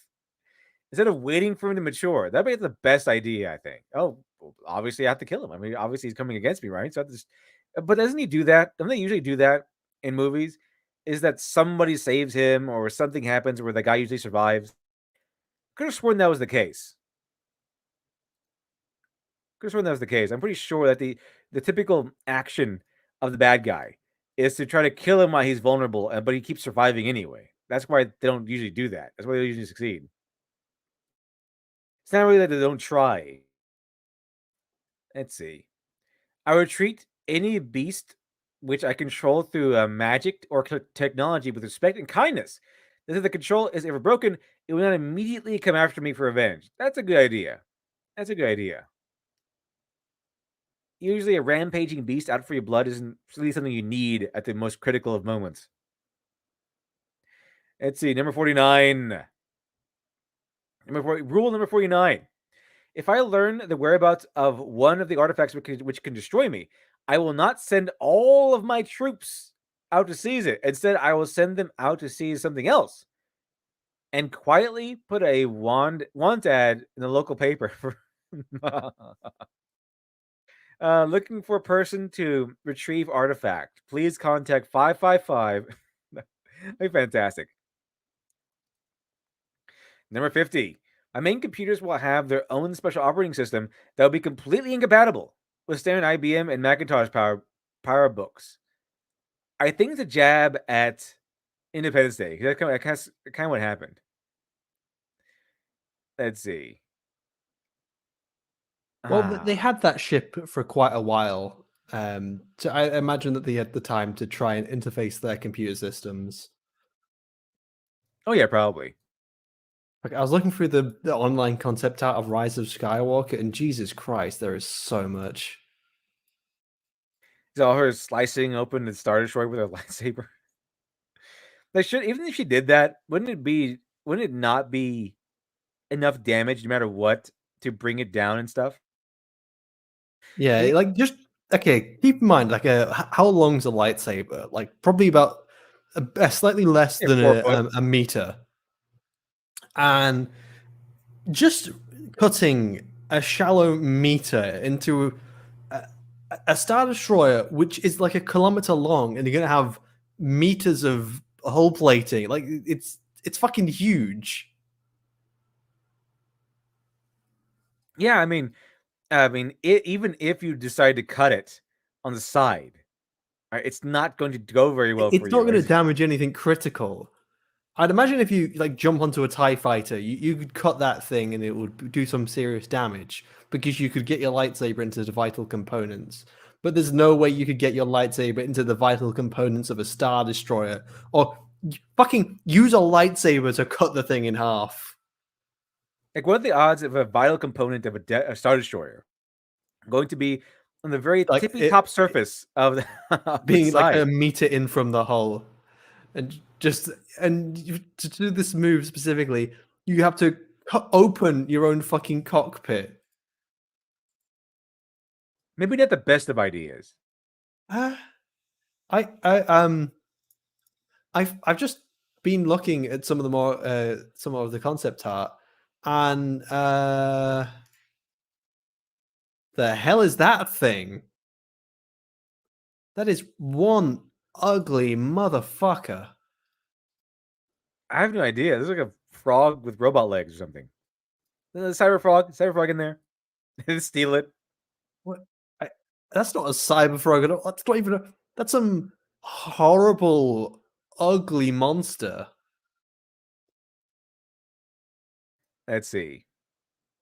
Lieutenant Colonel Tony Dukashov says, Superstar Destroyer? Yeah, Superstar Destroyer.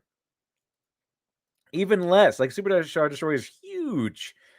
Like, even if Ray did do that, I'm So a pretty regular sure... Star Destroyer is like 2 kilometers long or something.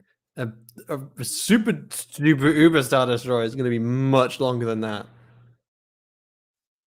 Yeah, these ships are huge. These are massive Like, ships. it's the size of New York, I think, a Star Destroyer, like a Super Star Destroyer. I'm pretty sure that even if Ray did that, it wouldn't cause enough damage to barely do anything. Pretty sure. Like, with her 4-foot lightsaber, even... Yeah, I'll do some damage, but I don't think I'll do the major damage you're thinking of. Let's see. The coach in Lunacy, in the first prequel, Qui-Gon said that cutting through a blast door would take multiple hours. Yeah, and they tried to do that too. Yeah. It didn't go very It fast. gave quite a lot of resistance just to try and get through, and then it got to a point where it was incredibly difficult. Yeah, because they're trying to cut through like this big hunk of metal that's meant to Like be it's effective very against that like stuff. it's a blast door. It protects against explosions. It's going to be quite resistant to heat. Yeah, and the side of a While Star it- Destroyer probably While it's just a as powerful, lightsaber that is more still going to powerful. penetrate it, it's going to be more difficult because a lightsaber is actually melting something, and if something is more resistant to melting, it's not going to be instantaneous. Let's see here. The Super Star Destroyer was destroyed by a kamikaze into the bridge. As pathetic how easy it was, that's why you don't put bridges in your starship on the surface. Yeah, that was a bad idea. Do you know what'd be even more weird? If Rey just like cuts open her cockpit instead of going for the bottom of the ship, she just like what's the like lightsaber equivalent of a drive-by shooting? Just as a drive-by lightsaber cut through the bridge. But in this instance, with the kamikaze pilot, they're targeting the most vital point of the ship, which is the bridge. Ray, in this concept, would just be attacking the side. Also, the shields were taken down as well during a massive battle. Yeah, Ray would just be going up there, just slicing the side of it, like the hull, which is like the most armored part and stuff. Not even going after the vulnerable part of it. I'm just going to randomly cut the side of this Star Destroyer. Let's see. Number 51. If one of my dungeon guards begins expressing concern over the conditions in the beautiful princess's cell, I will immediately transfer him to a less people-oriented position. Like, sir, the princess, I think that we should, the kind of guys like, sir, I think we should free the princess or whatever. Like, I think the condition, she needs to sprucing up in her cell, sir. All right, well, I guess you're off to another cell block then. Because that guy's going to eventually, like, turn against you and help the princess escape or something like that. Like, he was one of those guards about to turn against you. So, obviously, remove him from the princess. That's the best way to handle things. Number 52. Number 52. I will hire a team of board certified architects and surveyors to examine my castle and inform me of any secret passages and abandoned tunnels that I might not know of. I mean, unless you're like in a mountain, I think pretty sure you're gonna know about your lair unless you like inherited it or something. Like inherited a castle from your dad. Think, oh, well then here's a secret tunnel I didn't know about. But if you build it on your own, then you probably would know about everything. Number 53. If the beautiful princess that I capture says, I will never marry you. Never. Do you hear me? Never. I will say, oh, well, and then kill her. Never marry you. Hear me? Never. Oh, well. That'll put an end to that.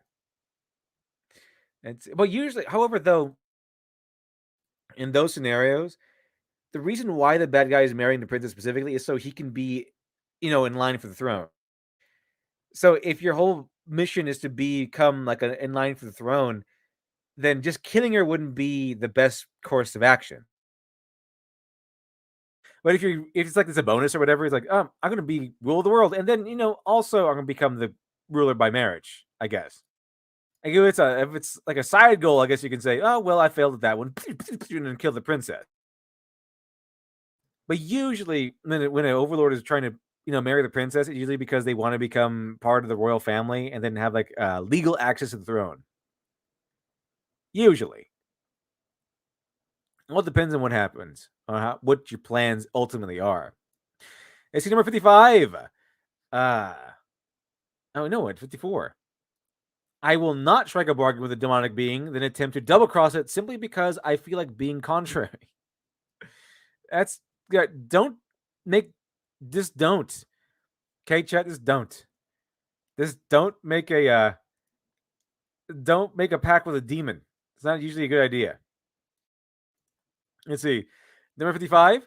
The deformed mutants and oddball psychotics will have their own place in my Legions of Terror. However, before I send them out on important covert missions that require tact and subtlety, I will first see if there's anyone else equally qualified who would attract less attention.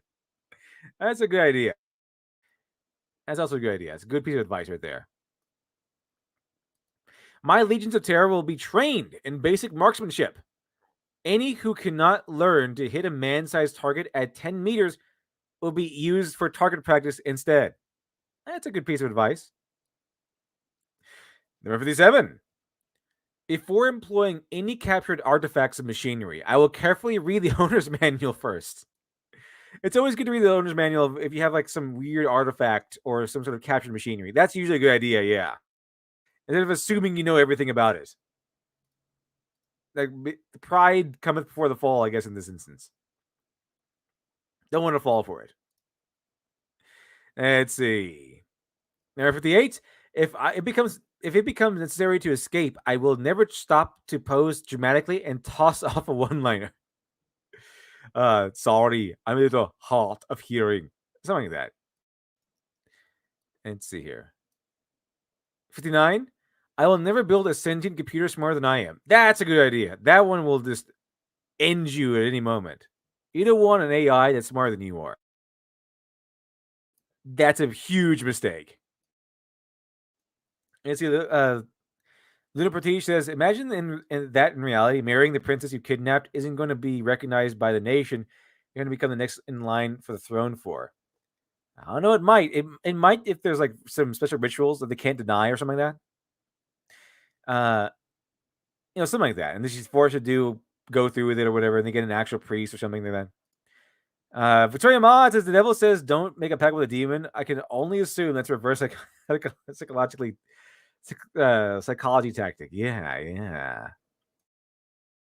Let's see. Number 60. My 5-year-old child advisor who would be asked to decipher any code I am thinking of using. If he could break the code in under 30 seconds, it will not be used. Note, this also applies to passwords. So if you have like a password like 1, 2, 3, 4, 5, he's probably going to guess it, and you're probably going to find something else. Don't have the same password that what's his name had from Spaceballs. Like, what's the password to open up all your air? 1, 2, 3, 4, 5. Let's see. Number 61. If my advisor asks, why are you risking everything on such a mad scheme? I will not proceed unless I have a response that satisfies him. Where could this advice been used before, Shiny? Could it have been used before in TLJ, you think? Why are you risking everything on such a mad scheme? Like, tell me you have at least have a mad scheme, and then Holdo would say, well, let me sit you down, Poe, and tell you exactly what we're doing.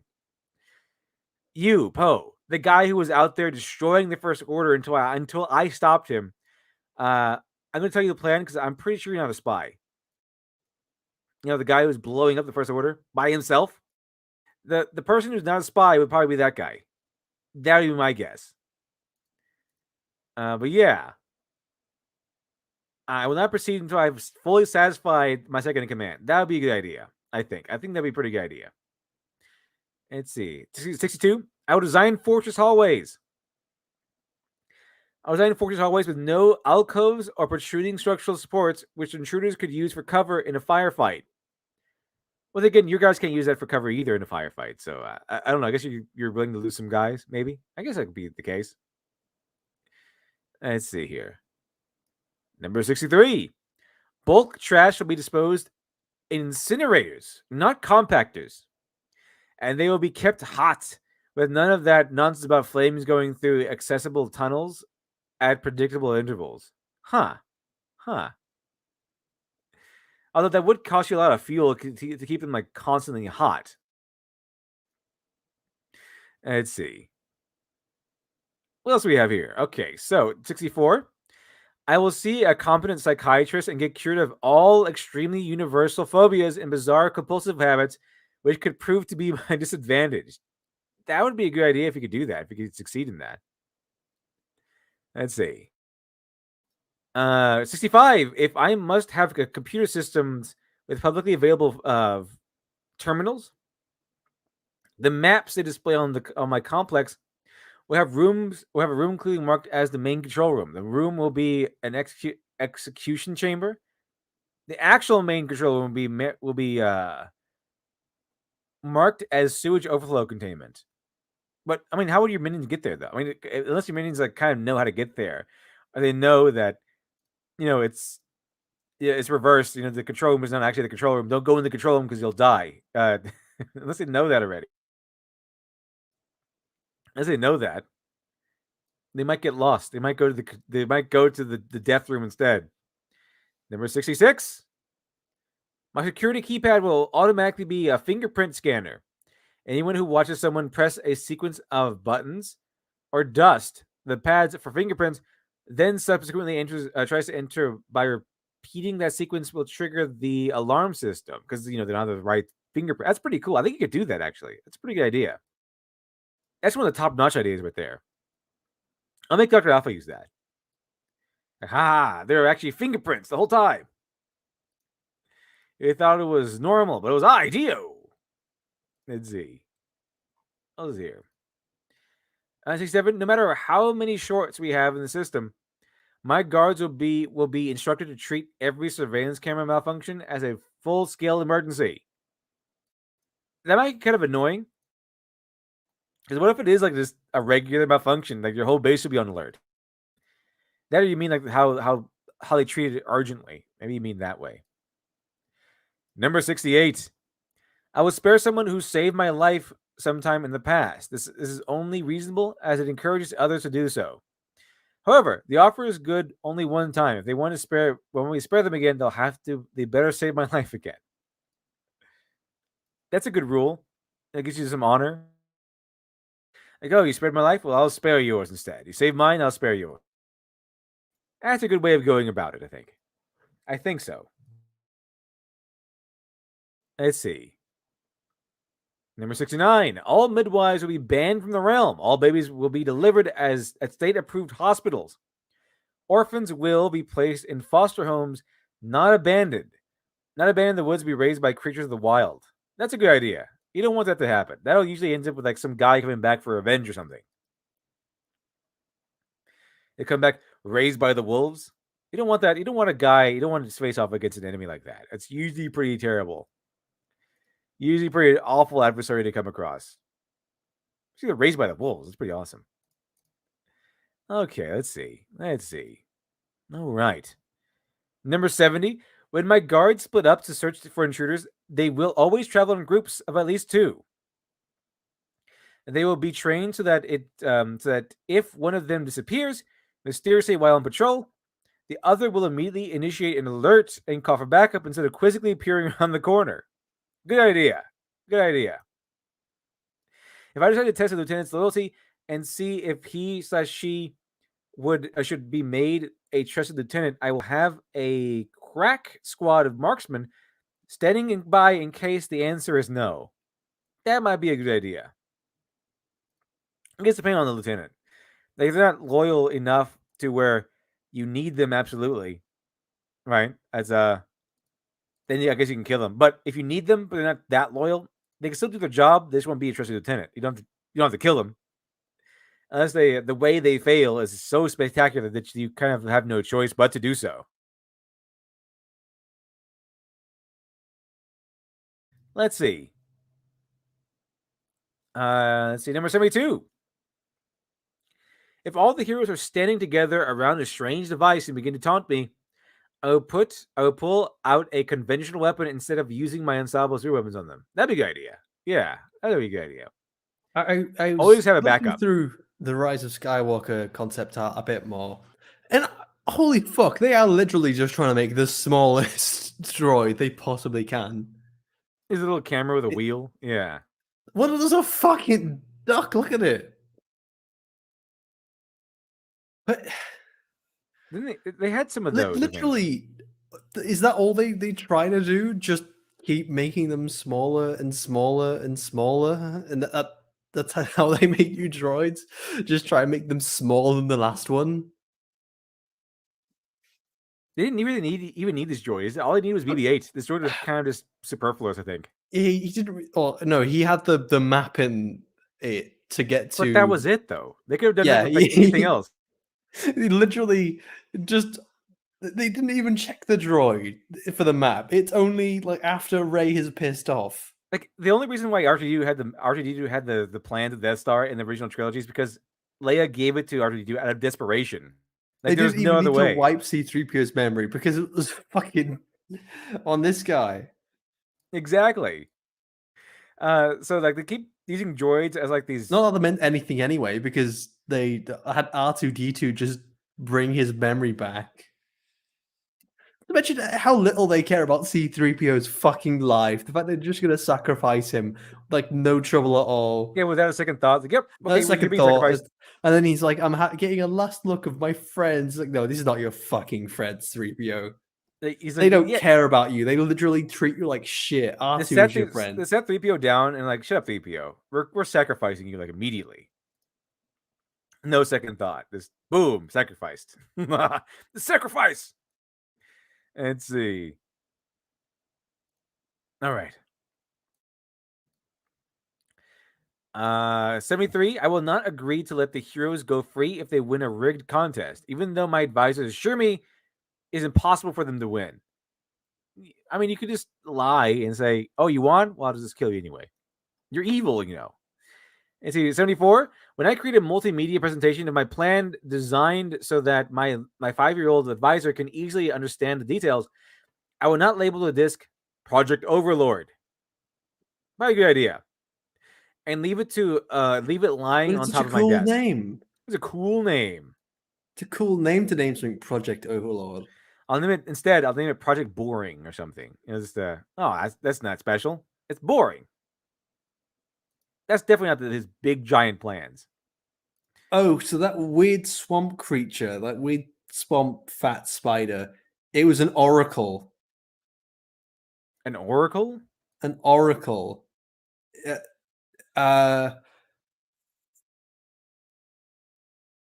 What did those do? I don't know. It must have been cut from the story because I don't think there was ever any weird creature like that would offer advice. They're trying to make it like another Yoda or something. No idea. It looks far too ugly to be Yoda. Like this thing looks horrific. Let's see. 75. I will instruct my legions of terror. Attack the hero en masse instead of standing around and waiting while members break off and attack one by one or two at a time. Let's see. 76. If the hero runs up to my roof, I will not run up after him and struggle with him in an attempt to push him over the edge. I will, however, I will also not engage him at the edge of a cliff. In the middle of a rope bridge or a river of molten lava is not even worth considering.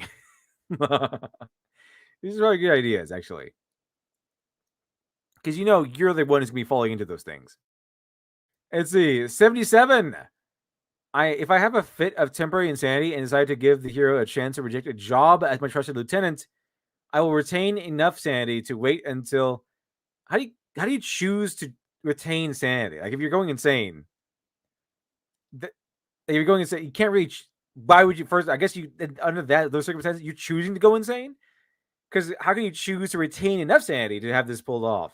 Like, I will retain enough sanity to wait until my current frustrated lieutenant is out of earshot before making the offer.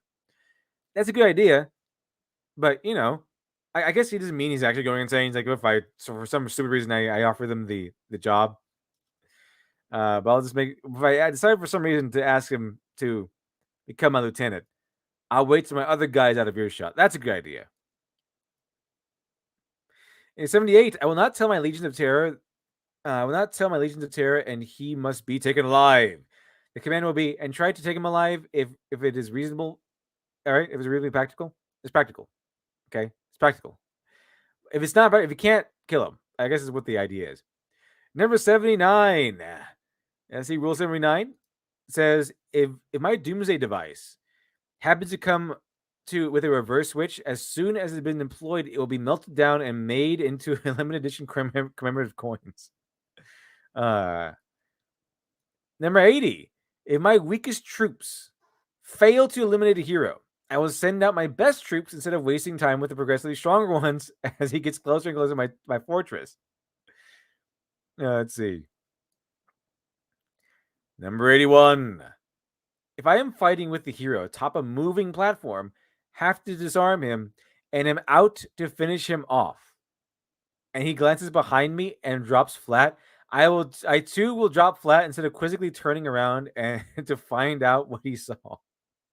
I've seen that happen a lot of times in a lot of movies. Like the good guy's like, "Oh my goodness," and he just goes to the floor, and then the bad guy just kind of slowly turns around and goes, "What? What were you looking at?" And then she's like a dragon or something, and he gets eaten. And see, I will not shoot any of my enemies if they are standing in front of the crucial support beam to a heavy, dangerous, unbalanced structure. Yeah, I've seen that actually happen too. Like, shoot me or whatever, and they kind of slice it or shoot the pillar, and then they just die, and then the whole thing just kind of comes down. Let's see. All right. Let's see. So, support beam. 83 says, if I'm eating dinner with the hero for some reason, but poisoned his goblet, then have to leave the table for any reason, I will order new drinks for both of us instead of trying to decide whether or not he switched them. That'd be a good idea because he probably did, but he might not have. So it's best not to take any chances. 84. I will not have captives of one sex guarded by members of the opposite sex. Yeah, if you have a beautiful, enchanting female prisoner who's like a princess or something like that, have like female guards guard her who are not lesbians. Because then, if they're lesbians, it would kind of defeat the point because she can just seduce them anyway. And so have them be guarded by the same sex, that kind of makes sense. So 85 says, I will not use any plan in which the final step is horribly complicated, e.g. alien or align the 12 stones of power to the sacred altar, then activate the medallion at the moment of the total eclipse. Instead, it will be more along the lines of push the button. I mean, in that instance, it's like kind of like a ritual. You kind of have to, there's no really getting around that. I guess if that's the case, you wouldn't actually go after that plan in the first place. Number 86. I will make sure that my doomsday device is up to code and properly grounded. Okay. That makes sense. Properly grounded, so it's not like shocked or just goes up in, I don't know, electricity kind of malfunctions. It malfunctions somehow, or lightning doesn't strike it. I don't know. Let's see. 87 says my vats of hazardous chemicals will be covered when not in use. Also, I will not construct walkways above them. Huh. That's a good idea, actually. If a group of henchmen fail miserably at a task, I will not berate them for incompetence, then send them to the same group out to try to do the same task. Yeah, give them another task to do, I think. And let's see, 89. After I capture the superhero's weapon, I will not immediately disband my legions and relax my guard because I believe whoever holds the power weapon is unstoppable. After all, the hero wielded the weapon and I took it from him. Exactly. You beat him, so obviously it's not unstoppable. Let's see. Number 90. I will not design my main control room so that every workstation is facing away from the door. That would be a good idea. Make them all face the door so that everyone can see who's coming in. That'd be a good idea. It's not too easy. I mean, it's not too hard to do that. Let's see. 91. I will not ignore the messenger that stumbles in exhausted and obviously agitated until my personal grooming or current entertainment is finished. I will actually, it might actually be important. Yeah, it might be. Just take a break from your shave or whatever. You can finish it later. I mean, if he looks that haggard, maybe you can take a little time off. Let's see. If I ever talk to the hero on the phone, I will not taunt him. Instead, I will say that his dogged perseverance has given me a new insight on my futility of my evil ways, and that if he leaves me alone for a few months, of quiet contemplation, I will likely return to the path of righteousness. Heroes are incredibly gullible in this regard. I mean, it might as well. If it works, you have a few months. I gave you a few months of him living alone. If it doesn't work, they might, tip him off balance for a little bit. Might buy you some time. It's worth a try. Definitely worth a try. And see, if I decide to hold a double execution of the hero and an underling who failed to betrayed me, I will see to it that the hero is scheduled to go first. And usually the hero always goes like second or something, giving them time to escape. Skyrim. It's 94. When arresting prisoners, my guard will not allow them to stop and grab a useless trinket of purely sentimental value. Yeah, that's usually a good idea not to let them do. It's probably like some super weapon or something. See, Jesus moved Dagma says, if in Taken, the guy wished him good luck, and that didn't turn out well. Yeah, it did. It's like, good luck. And that's how he's able to track him down. Let's see. 95. My dungeon will have its own qualified medical staff, complete with bodyguards. That way, if a prisoner becomes sick and his cellmate tells the guard it's an emergency, the guard will fetch a trauma team instead of opening the cell block for them. Yeah, that makes sense. See, my door mechanisms will be designed so that the blasting the control panel on the outside seals the door, and blasting that control panel on the inside opens the door, not vice versa. That makes sense. Yeah, that's a pretty good idea, because this is a case like you can't open it from the outside, so you have to blast it open. It opens the door, and then you blast the one from the inside. It kind of keeps the door shut. That'd be a good idea. That would be pretty clever, actually. Let's see. Oh.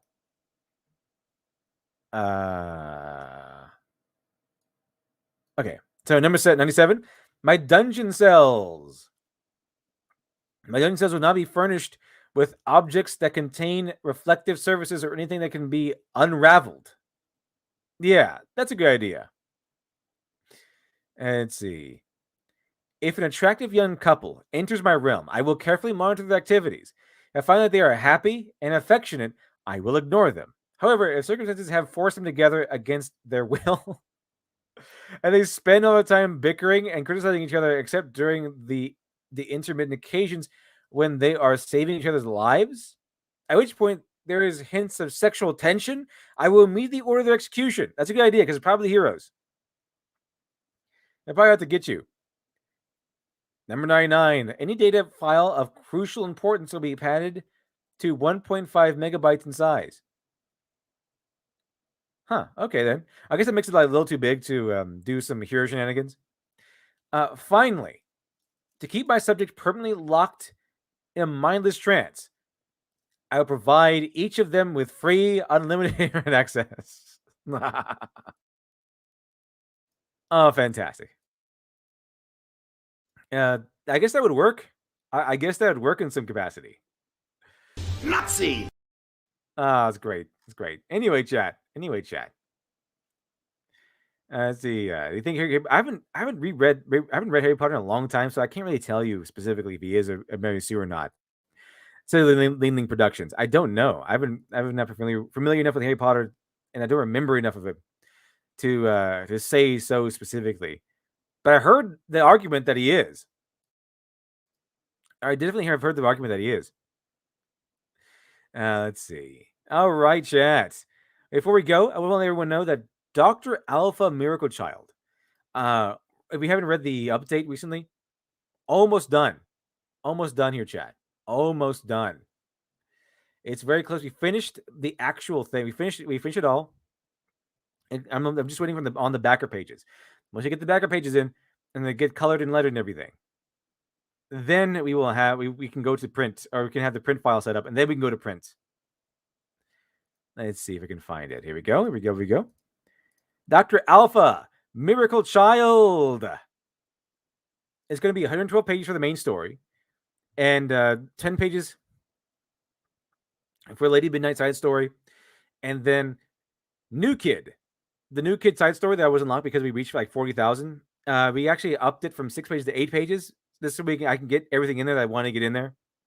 And then 2 backer pages to 2 more stories, 2 more like one pages, plus a bunch of extras, some extras that I added in there.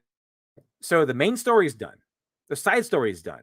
And if you get the hardcover, you get like an exclusive extra 10 pages of commentary. So that's done as well. It's only for the hardcover. Only the hardcover will have the extra 10 pages of commentary. So like the inspirations, background, expansion on the world, Dr. Alpha, things that were in the beginning of the story that were cut out or I changed my mind, stuff like that. Future enemies, future possibilities, the idea of the if anyone knows about the Da Vinci Club, going to that, how it started and everything. Because if you notice, Dr. Alpha has tattoos in the book. He's got tattoos in the book. Those don't come to play in this book, but they come to play in the future because those tattoos are related to the Da Vinci Club, the Da Vinci Club. So chat. The main story, all 112 pages are done. They're all done. Been drawn, colored, lettered. The side story is done. We have some extra stuff in there just to make up for being so late, and we have an extra piece in there that'll be a secret piece.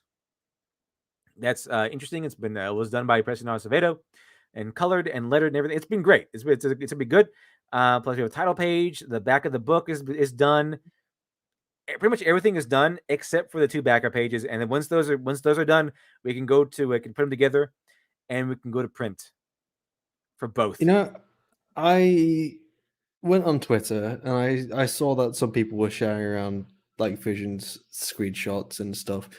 I thought, fuck it, I'm not going to watch this show anyway. I'll look through them. I don't care if there's spoilers. And honestly, it looks worse than what I was expecting. Fucking it. What is anime? There's a reason why I'm just done with Star Wars. If people want to enjoy this, sure, go ahead, do whatever. I'm not. I'm done.